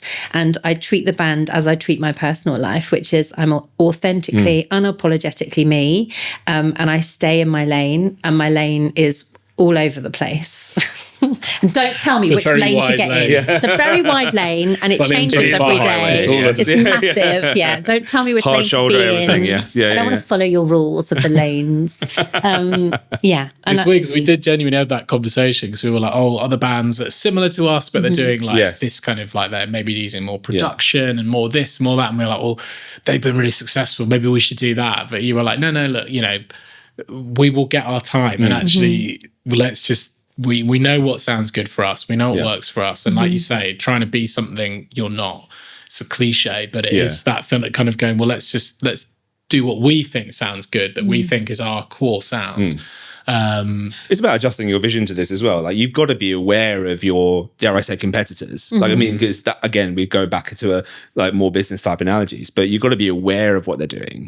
It's silly to be like blinkers on. And because, as you say, you get inspired sometimes by what somebody else is doing in your, adjacent to you, that you think, oh yeah, great, that's cool, and I can see an authentic way of me bringing that into what I'm doing. But at the same time, keep them in the wing mirrors. Just look ahead at the road in front of you. But make sure you're aware of these people. And that's ultimately what you're saying, right? Absolutely. And it's so weird, actually, that you touched on that on competitors, because when we first started doing it, and I'm ex-military, I was in Army officer for 12 years. So I was very much like objective focus, like, right, these guys, they're all the enemy, they're the opposition. We need to be better than everyone. Like, and it was that, it gives you a lot of drive, and it gives you, and I think, again, it's maybe how we see, how being someone who wasn't in the music industry saw it, because it's X Factor, or what was on before that? Pop Stars? Pop Idol? Pop Idol? Pop Idol. Pop Idol. Was it Pop Idol? Pop Idol, was it? I feel like we've said Pop Idol. And X Factor, Pop Idol. An unnatural amount of time. Was it with Nigel? Nasty Nigel? Was that Pop Idol? That was Pop Idol. Yeah.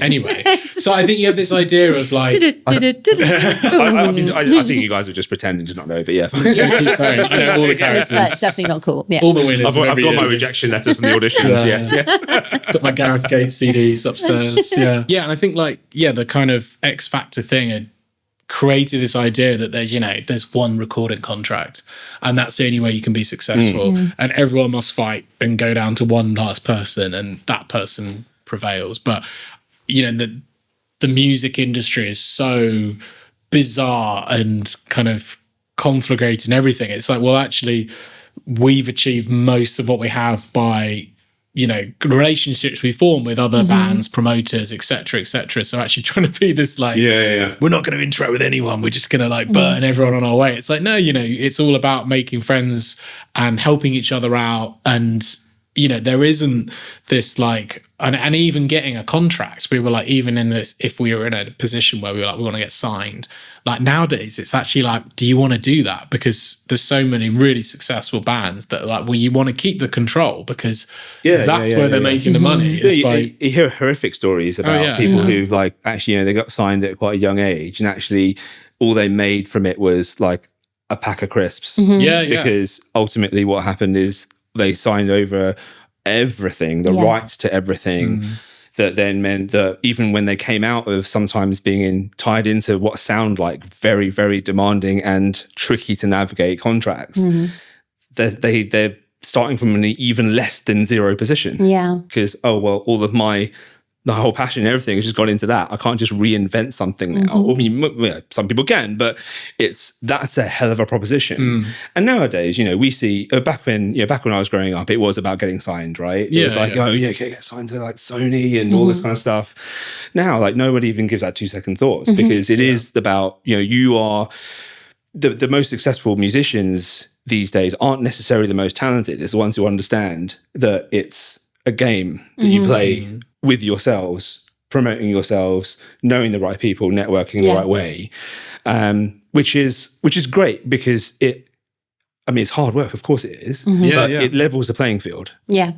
And so then really you own your destiny in a different kind of way. Yeah.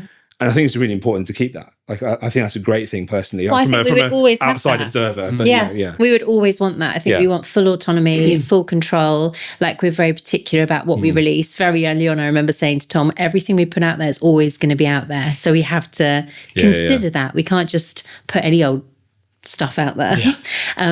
And it's just really important to have that control. I think, again, it helps with us staying authentic. It means nobody can shift us or maneuver us into a different lane like we were talking about. So I want to do as much of this whole thing as we can, controlled within our kind of camp.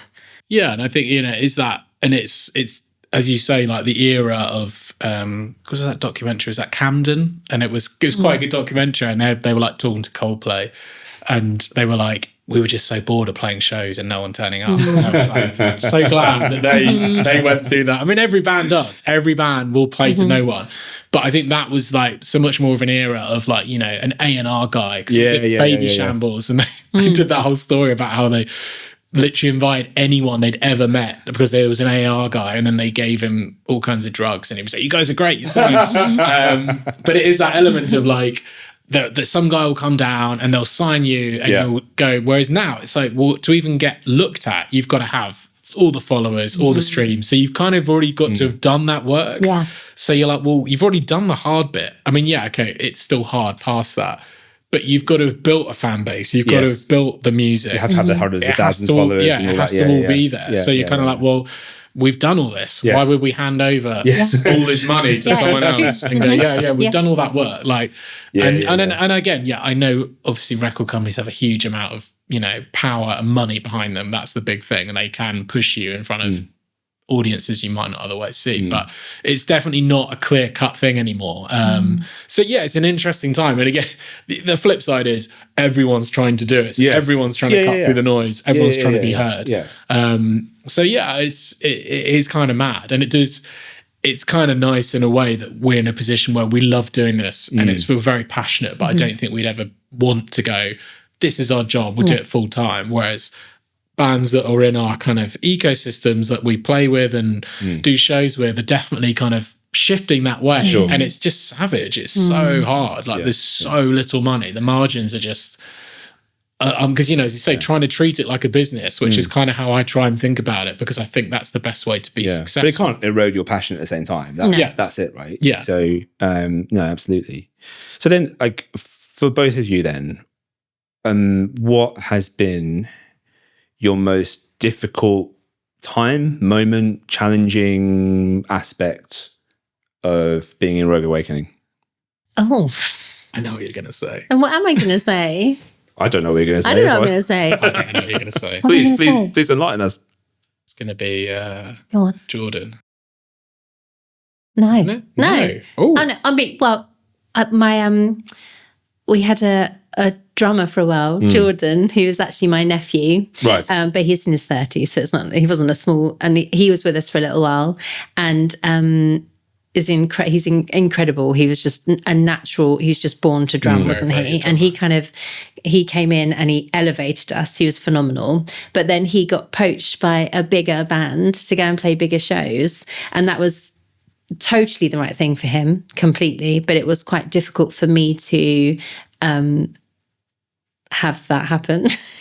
Well, I think for all of us, it was really hard because we'd hit like these. We wrote "Remain Untamed" with him, and we had like we were like elevating as a band. Yeah, and I was really excited for the whole future with us. Yeah, and it really felt right when we were all on stage together. Because you built that journey together as well, right? Yeah. You can't, like, there's no separating out that entire. That entire thing you built together is the people in it are so integral. And if you're hitting a critical mass point, then like it's like a divorce almost, isn't it? Yeah, and it kind of came. It just came out of nowhere. Yeah. And then I think he tried to do both things for a while, but it was entirely the right decision for him. But I did struggle with it quite a lot, I think. Well, but then we found our current drummer James, who is phenomenal. We've been very lucky to find him, but it was tricky. Gets poached. He's not allowed. Guys, apparently there's a good drummer available. He is not allowed. You can never leave. You can never leave. Never leave. We also can't ever let him know how good he is because I don't want his confidence to get hopefully he doesn't watch podcasts, is what I'm going to say. Yeah. In case he does, I'll just clip in that he's rubbish. They hate you. Yeah. And it was tricky because then we had Nick, our bassist, left shortly afterwards because again he had other stuff going on in his life, and we came very close to just packing it in. Yeah, we were like, we've lost, two of our members, two out of the five, and very strong. That's just a piece of your heart gone, right? Yeah. Like, immediately. And again, it wasn't like this big emotional soap opera, breakup. It was the right thing for them to do, 100%. Yeah. And I, no enmity towards them. No, what? I'm not going to say it again. What were you trying to say? Animosity. Enmity? Is that the right word? I don't know what that word is. As in angry at them. Animosity is also a suitable word. I've never heard that. I like that. Animosity. There was no being a animosity. travelling thesaurus. Good, yes, excellent. I'm going to look it afterwards. I think I'm saying the right word. But anyway. I want to know this word. Yeah, there was no like hard feelings. Sure. You kind of went, it was the right decision for both of them. Yeah. And I think it would have potentially, the band would have gone off the rails if we'd have tried to carry on the way we were. And forced it, yeah. But it was really tough because we were like, well, is this it? We've only got three of us left. And I think we did have a big sit down and I was like, but we've built this, we've got this far, and it would be a real shame to throw it away. But it was that real moment of like, okay. But I think it was, we have come back stronger, and we've learned, that we've built what we've had so far, and then kind of taken up another level, which is great. But it was a real tough moment for me because I remember just being like, this from someone who I'd planned it out as much as I could and gone, this is what we're going to do, and then all of a sudden we were like, well, we have to cancel the gigs we've got because and it was hard kind of going from that like feeling like we are absolutely hitting the straps, like really going at good pace, and then just stopping and then having to rebuild. But and you built that story. You built a certainty from elements of chaos that you brought together. Yeah. So, and then suddenly you're back to, well, who knows what's happening tomorrow? Yeah, exactly. Who knows what's happening next? And like, do I have the reserves within me to start that to do journey it again and learn the songs again? And sometimes you just have to surrender to it, I think, and just let go. You can't control it when it comes to other people. We have to surrender to the whole process. But also, like, I imagine, and I'm interested to hear what you think about this. But in that time, I mean, was there also a fear about what you were each thinking yourselves? Like, was there kind of do you know what, like, I'm coming around to the idea, but what if Kimberly's thinking of packing it in? Yeah, well, we spoke a lot over that time. We did, didn't we? Yeah, because we didn't know, and we were like, oh, how do you feel? Do you still want to keep doing this? Do I still want to keep doing this? And with Ollie as well, we were like, Ollie, do you still want to do this? want to keep doing this? Yeah. Like, and it was. But I'm so glad that we did. Yeah, it was the right thing, and it was a good lesson for me as well, and that because I know I'm very ambitious and I want to drive stuff forward. I want to make stuff happen. But like Kimberly says, you can't control these people. You're not in charge of them. We are a collaboration. We work together. Yeah. And I might be the one kind of pushing it, but I need them to come with me. Yeah. Like, we need to do it as a whole. So it was good for me to kind of go, this is okay. It felt really personal initially, but it wasn't personal. That was the irony. It was they had really good reasons. It wasn't that we all hate each other kind of absolutely. thing. But it was it then, because then you're like, well, what have we done? What have I done wrong? And it's like, it's not to do with you. It's a them thing, as in they've got priorities which totally make sense and were the right decisions to make. So actually for me, as you say, having to go, this is okay. This is a moment of chaos and a moment of like uncertainty, but that's okay. Like this is. We will, rebuild from this, and it will work out. No, and I admire the foresight you have to say, I'm driving this and I really want to push this, but recognizing that you have to bring people along the journey with you. And so many people, and I can think of so many times I've made this error where you drive forward and you're so passionate and you want to make it work. Whatever's happened, someone's left or whatever, you're pushing forward. Let's get someone else in, blah blah blah, and that can be so destructive without you having any real sense or consciousness of that. I mean, which you clearly mitigated and were unaware of, which is like hats off to you for that. But yeah, I think a lot of musicians, bands, people in that scenario, that's where things can really fall down. Yeah. Like the one key member or whoever it is that's gone suddenly drives this element of destruction around it. Yeah. If you're too like hyper focused, unaware of actually this is an emotional thing for all of us, but and it's an emotional maturity thing. And I think something that we do now that's really important is I want to try and have regular band meetings where we just go somewhere and have a drink and we just talk like what's working, what isn't working, like, air any frustrations we might have, celebrate some of the successes we're proud of, and just make sure that we're making time to communicate that way. And actually a learning from me for having both Jordan and Nick leave in quite close proximity is just to be open and vulnerable. So now, I get paranoid if Ollie doesn't respond on the group chat for a while. So I had to say to Ollie, because I'm scared of everybody leaving all the time, I need you to be proactive on there, because that just reassures me. Otherwise, I'm really triggered. Yes. And that's something that I've had to come to terms with since the other band members left. So now everyone's like, the minute I message, everyone's like, quick react to her before she spirals. But it's like being in that family, isn't it? Like you each have your own love language as well. Yeah. Like, so for you, part of that might be responsiveness is a really important thing for you, and it shows an element of a person that you can resonate with in a trust sense. Yeah. So for other people that may be less consequential, but you doing that, having your times where you go, we're just going to be people, let's meet up and do this, then you get to understand that about each other in a way that you wouldn't if you're just in the rehearsal studio, or if you're just all your messages is just about, I'm going to put this post out. Is that all right? Can you contribute to this? Can you contribute? All right, we've got this next gig coming up, blah, blah, blah. Yeah. Then, inherently this thing becomes a impersonal chore. Yeah, well, it's just relentless at that point. And also, I just don't think we would write as good music if it was that way. I think part of the beauty of Rogue Awakening is we are really open and vulnerable. Getting in that room, sharing music together, singing the things that I sing about, being the only woman in the room again. It's kind of it's a vulnerable position to be in, and you do feel exposed sometimes. And when I'm on stage, I need to feel totally safe, totally secure, and totally held by the musicians behind me, so that I can just fall into the music and trust that they know exactly what they're doing. So we have to have an unwritten, unspoken kind of relationship of total trust and understanding and appreciation of each other. So we have to be having those conversations, and I think all of that then feeds into the closeness, the dynamism of the music. Often people say we're so tight, and I think that's because we understand each other. I mean, we're confused by each other sometimes and frustrated by each other, but we understand each other. You sing to the same heartbeat. Yeah. That's it, isn't it?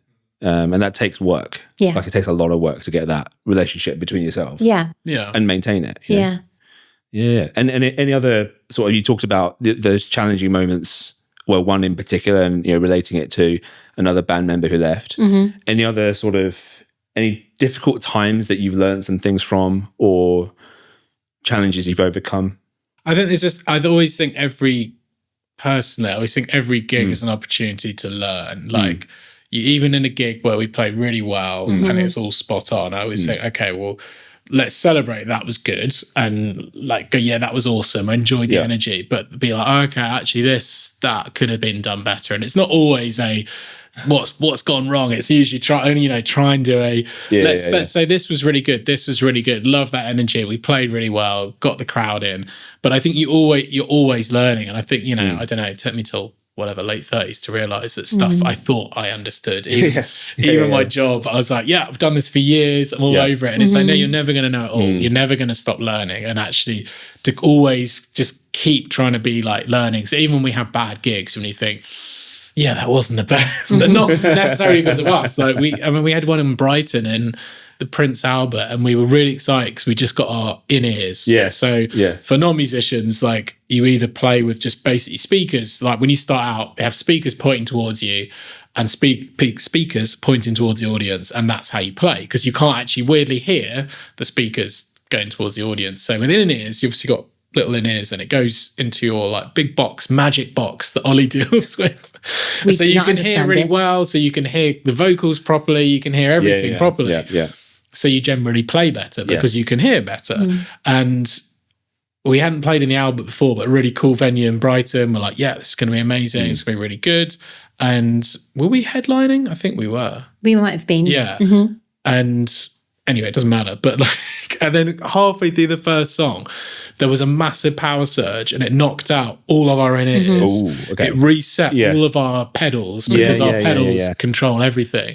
And it was that moment of like, and we all just literally looked round, but we kept playing, and because there was someone filming it, and actually we could see us all go, sure, meerkat moment. Yeah. But I was like, actually, even though afterwards we were like, oh my God, what? And I remember the other microphones kept giving, sorry, I just banged it, kept giving electric shocks. I remember that, kept getting electric shocks off. I remember that, what's the film, Almost Famous, where he gets a massive electrical shock thing. But we're playing with this today, then, guys. Okay.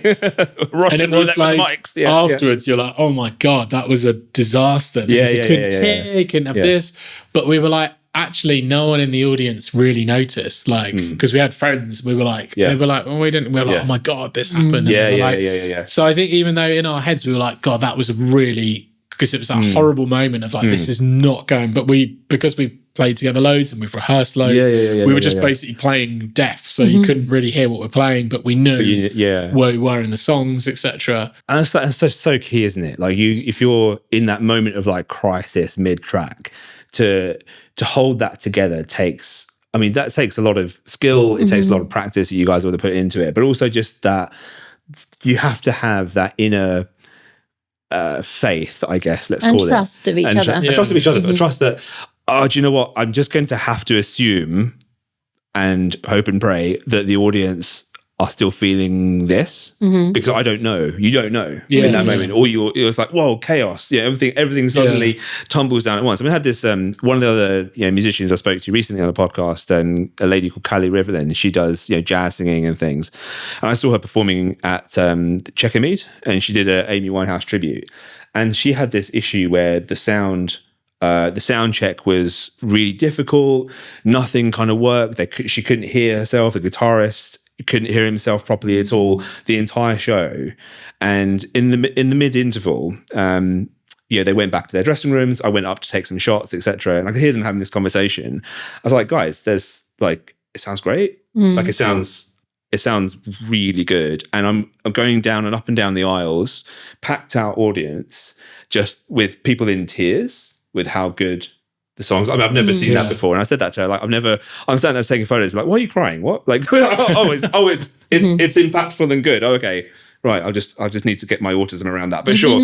And it's like, but that's mad, To them on stage, oh God, everything feels rubbish because nothing's worked out. I can't hear this, can't hear that. But hooking on to the fact that actually the people there are probably really enjoying it. Yeah. And in the second half of that show, I mean, they nailed it again. And it was just, having that now as musicians to go, we're just going to plow through it. Hard thing to do. Like in the moment, I'm sure you guys felt like, oh God, that kind of moment where your heart skips a beat, right? Yeah, it's a horrible feeling. Because I think, like Kimmy's always said, there's this real balance with playing live, that you want to be accurate. So you want to be playing well, but you also want to be relaxed enough that you're performing, not just playing. And there's like a real sweet spot. And if you hit that, it's amazing when you're just like, I'm in the groove. I'm still playing well, but I'm feeling the music. But it's something like that just clicks you out of it. And you're like that. And it's like, and then you've got to try and, because, some shows I'm straight into it. And other shows it takes like one or two songs to find that like flow. So but I think like, again, it's all that like most people in the audience won't know the difference if you're like in the groove or whatever, or if you're just, you're still trying to find it, or you're slightly off. But as long as you've practiced, like you practiced a lot and you're tight together as a band, people don't see that. Like they don't feel that like in the way that you do. But that's because you're a musician, so you want it to be absolutely perfect every time. And now, because you guys monitor yourselves so well, you're also hyper acutely aware of when things are not like perfectly in there. It's not, something isn't, some minor detail, I forgot to hit my delay pedal at this moment, is something that you will feel very acutely, and that will just come into your head as whoa, this is a big dark cloud that's there that I need to fix or sort out. But navigating around that, the more the more impressive you get as your own talents develop, the harder that is to navigate sometimes, right? Because you put so much pressure on yourself. And I think and then when that perfectionist mentality comes out. And it's Ollie is the worst of us in our band. Like, he's an exceptional guitar. And, the text he's doing kind of sweet picking, like really hard stuff to do. And he'll get like one note wrong and he'll be raging. And I'll be absolutely raging afterwards. And I'm like, mate, I didn't even hear it. And he's like, no, I heard it. I know that this wasn't quite. And it's a blessing and a curse, because you want to better yourself all the time, but it's also that beating yourself up. And so I think it's that trying to be like, no, I can get better, I can improve, but also going, that was still pretty good, that's okay. Like, so I don't know, never happy no indeed. Well, look, and one of the things that I know we focus a lot today on the band and where you guys have come from, where you're going, a lot of the challenges that you face, but also some of the really cool stuff that you do in the processes of which you do it, and the stuff you learn. But this, I think, would feel a bit hollow if we didn't understand a bit more about you. So you've hinted at things that you do outside of the band. As say, it's not a full-time thing. Tell us a bit about where you both come from. Well, from my mum and my dad. Okay. And how did that happen? How far do we go back here? How does that work? Was it a big stalk? Was it? I don't want to know. I didn't ask if it was a big stalk. I don't know, what should I say about myself? This is very bizarre. The Cliff Notes version of how Kimberly came to be. So I've always been quite a theatrical, performative person, and a very creative, imaginative child. And I have always worked in the music industry pretty much. So I worked at Sony for a long time, and now I work for a company called Package Sounds. So I make records for loads of really cool artists. Awesome. Yeah. So I have access to the music industry and the artists directly, and I know how tricky and how much of a struggle it is. And what got you into that industry in the first place? I sort of fell into it. I was working in marketing for a little while, and it just didn't really suit me. And then an opportunity came up at Sony, and I took it straight away because I had a love for music and I was performing in a band at that time. So, and then I've just kind of been in and around it ever since. And I really enjoy being part of it. It's challenging, but I do really have a good time most of the time. And I am a mum, and I am I'm loads of different things. What am I? I'm loads of things. Witch. Yeah, I'm a bit witchy. I'm a bit witchy. Pagan. I love the moon. That's me. Excellent. No, I like that. Hey, that's a good synopsis. Very good. Very good. Tom, how about yourself? I'm quite different. That's fair to say, I think. So I've always enjoyed music, but not been a musical person, if that makes sense. Smaller stalk. Smaller stalk. So I was always into music and stuff, growing up. Grew up near Brighton. So I was always into the dance scene, going out back in the day. Judge Jules and all that stuff, who are all proper old now, but Minister of Sound, all that, and Prodigy. And my jobs have always been into it. So I was in the army. So I was in the army for 12 years. I was a Apache helicopter pilot. Damn. Pretty cool. Which was interesting, busy. It was a busy time. And then I left there and became an airline pilot, which I'm still doing now. So absolutely zero creativity. Just a flight or anything, no? Yeah, so like zero creativity, like actively, discouraged, in fact, in those professions. So it's been really cool awakening, if you will. See what I did there? Very good. Copying me now. Yeah. Of like a creative side to me that was kind of always there, but I'd never really explored it. And yeah, I'm like, so I'm very active, love going to the gym, have 2 lovely children and lovely wife, etc. So the rest of my life is kind of fairly straight-laced, if you will, kind of quite traditional. So this is like a really exciting... But you've clearly used elements of that. And I don't want to make any assumptions. I've not been in those sorts of worlds that you talk about. But you've clearly used elements of, you mentioned the term straight-laced. But that's how you conduct yourself. I mean, I'm hearing a lot of that when you talk. Like you bring out I've got a real objective to meet, like you were saying before. But actually, that's why you're so good at the regimenting your social media, making it work, understanding the importance of it, and not losing sight of the bigger vision. Like actually, the bigger picture of what you're trying to achieve.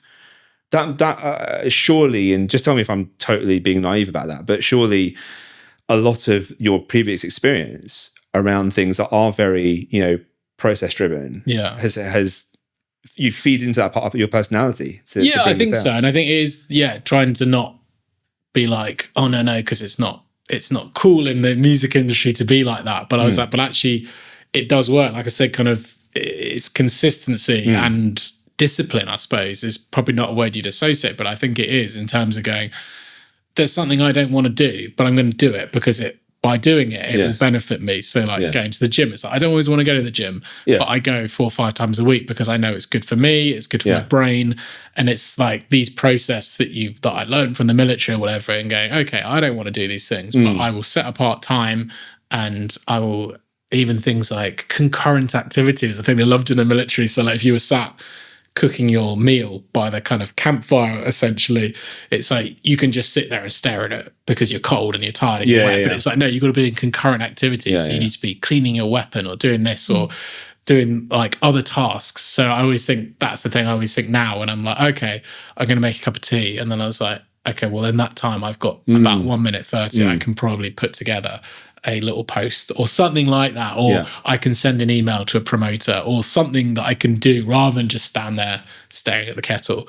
And it's trying to find those opportunities. And people always say, I haven't got time to do that. And I was like, you do have time. Like we all have a good doom scroll where you sat there and go, I've been sat here for half an hour looking at cat videos, which, sometimes that's okay.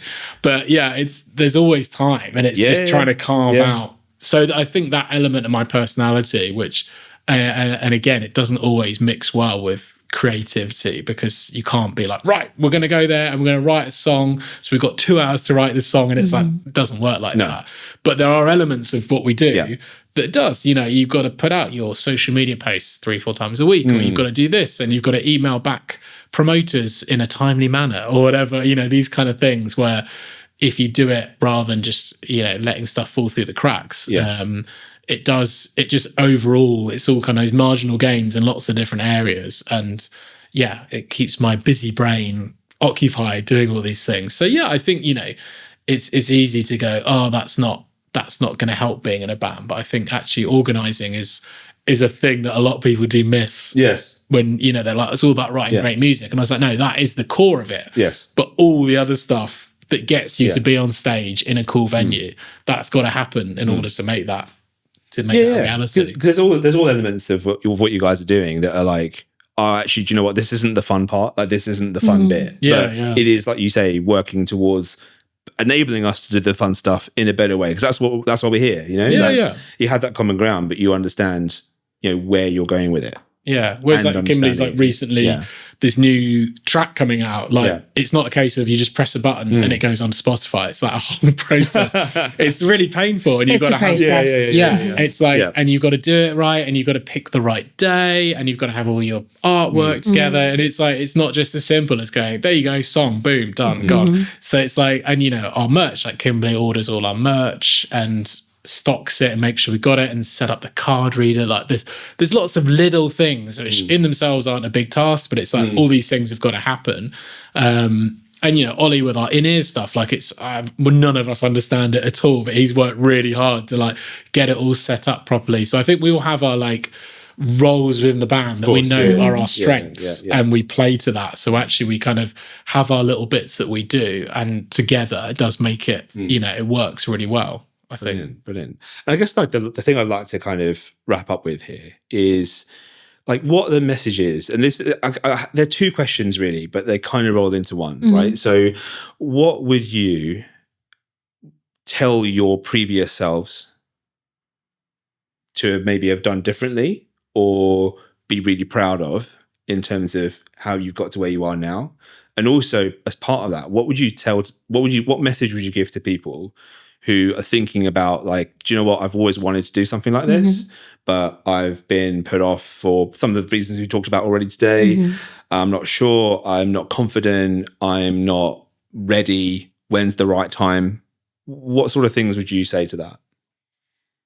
I think, so I would go back and probably tell myself just to stay on the path that I'm on, so the lane that I'm in, which has been, you know, it's been turbulent sometimes. There's been a lot of work and a lot of processing and a lot of evolving as a human. There's been a lot of ugly crying. There's been a lot of like joyous dancing. It's been a combination of all of those things, but that you have to go through all of that. You have to do the work to kind of evolve and better yourself as a person to then get to this place where I feel strong enough, powerful enough, and confident enough to be on stage representing this kind of dark queen. And that has been a whole process. So, but I'm really proud of that process. And sometimes I think as humans, we forget how far we've already come, and we just focus on the next thing. So I think to inspire other people, you've probably already done a big chunk of the work. You've already come really far. So it's just about taking that next leap. And remember, sometimes the scariest thing or the thing that makes you uncomfortable is exactly the thing that you have to do. And then when you do that, you'll find your people. You'll find the people that support you. You'll find the people that encourage you. And then, and what's the worst that could happen? Genuinely. That's great. I love that. Yeah, absolutely. Fantastic. Tom, how about yourself? Yeah, I think it's very spot on. Follow that, Corrigan. Mic drop. She's already gone. She's left the building. My car's actually here. Swept out the building. Yeah, very similar. I think like we touched on loads. I think that why not do it now? Don't put stuff off. Because I think we have this idea, and I've certainly gone through this whole thing of like, but when I retire and then I'll have time to do all these things. And it's like, you don't know how long you've got, like, and not to be morbid, but you just don't. And it's like, now is the time, like go and meet people. I said, there's loads of websites or whatever. You can just go, hey, I don't really know what I'm doing. I just want to meet up with someone, like have a jam or whatever. And it's okay to be rubbish. Like that's how everyone starts. I still remember actually hearing Dave Grohl when he was talking about Nirvana, and he's like, we first got together and we sucked and we played a bit more and we still sucked. And eventually we got good. And I was like, but hearing Dave Grohl, like one of the most talented humans, exactly, to say, you know, we sucked, we were rubbish. And you do start out and you won't be amazing straight away.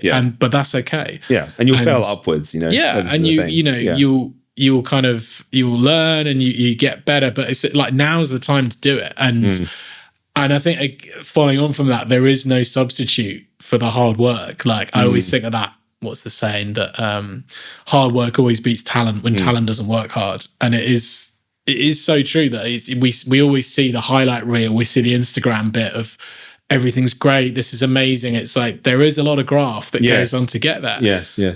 But it's fun as well. Like I think, you know, you just got to go for it. Like it doesn't matter what people think. And like we said before, if you're worried that people are going to make fun, they probably weren't your right friends anyway. They aren't people who are there to support you. And it is hard work, but it's so rewarding to think that I'd be so gutted that if my life had gone slightly differently in sliding doors fashion, that I'd never got a chance to be in a band, that I'd always wanted to do it. You know, always those moments when you're in the shower or whatever and you're like, oh, I just love to be playing guitar to a crowd and everyone shouting and stuff. And to think I almost never got to do that.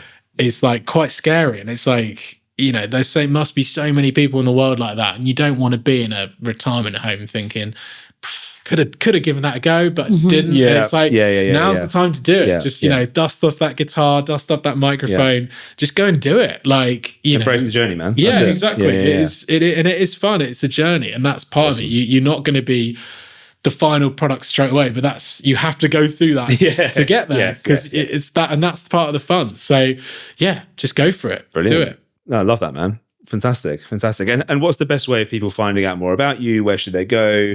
What are your socials? Where should we look to find out more about We are Rogue all Awakening? over the socials. Yeah. Rogue Awakening Official. So we're on Insta, Facebook, YouTube, TikTok now. We are also available to stream basically everywhere. All of our videos and content's up on YouTube, Spotify, iTunes. Was that a thing? Apple yeah, Music. said that word. Apple Music. Amazon Music.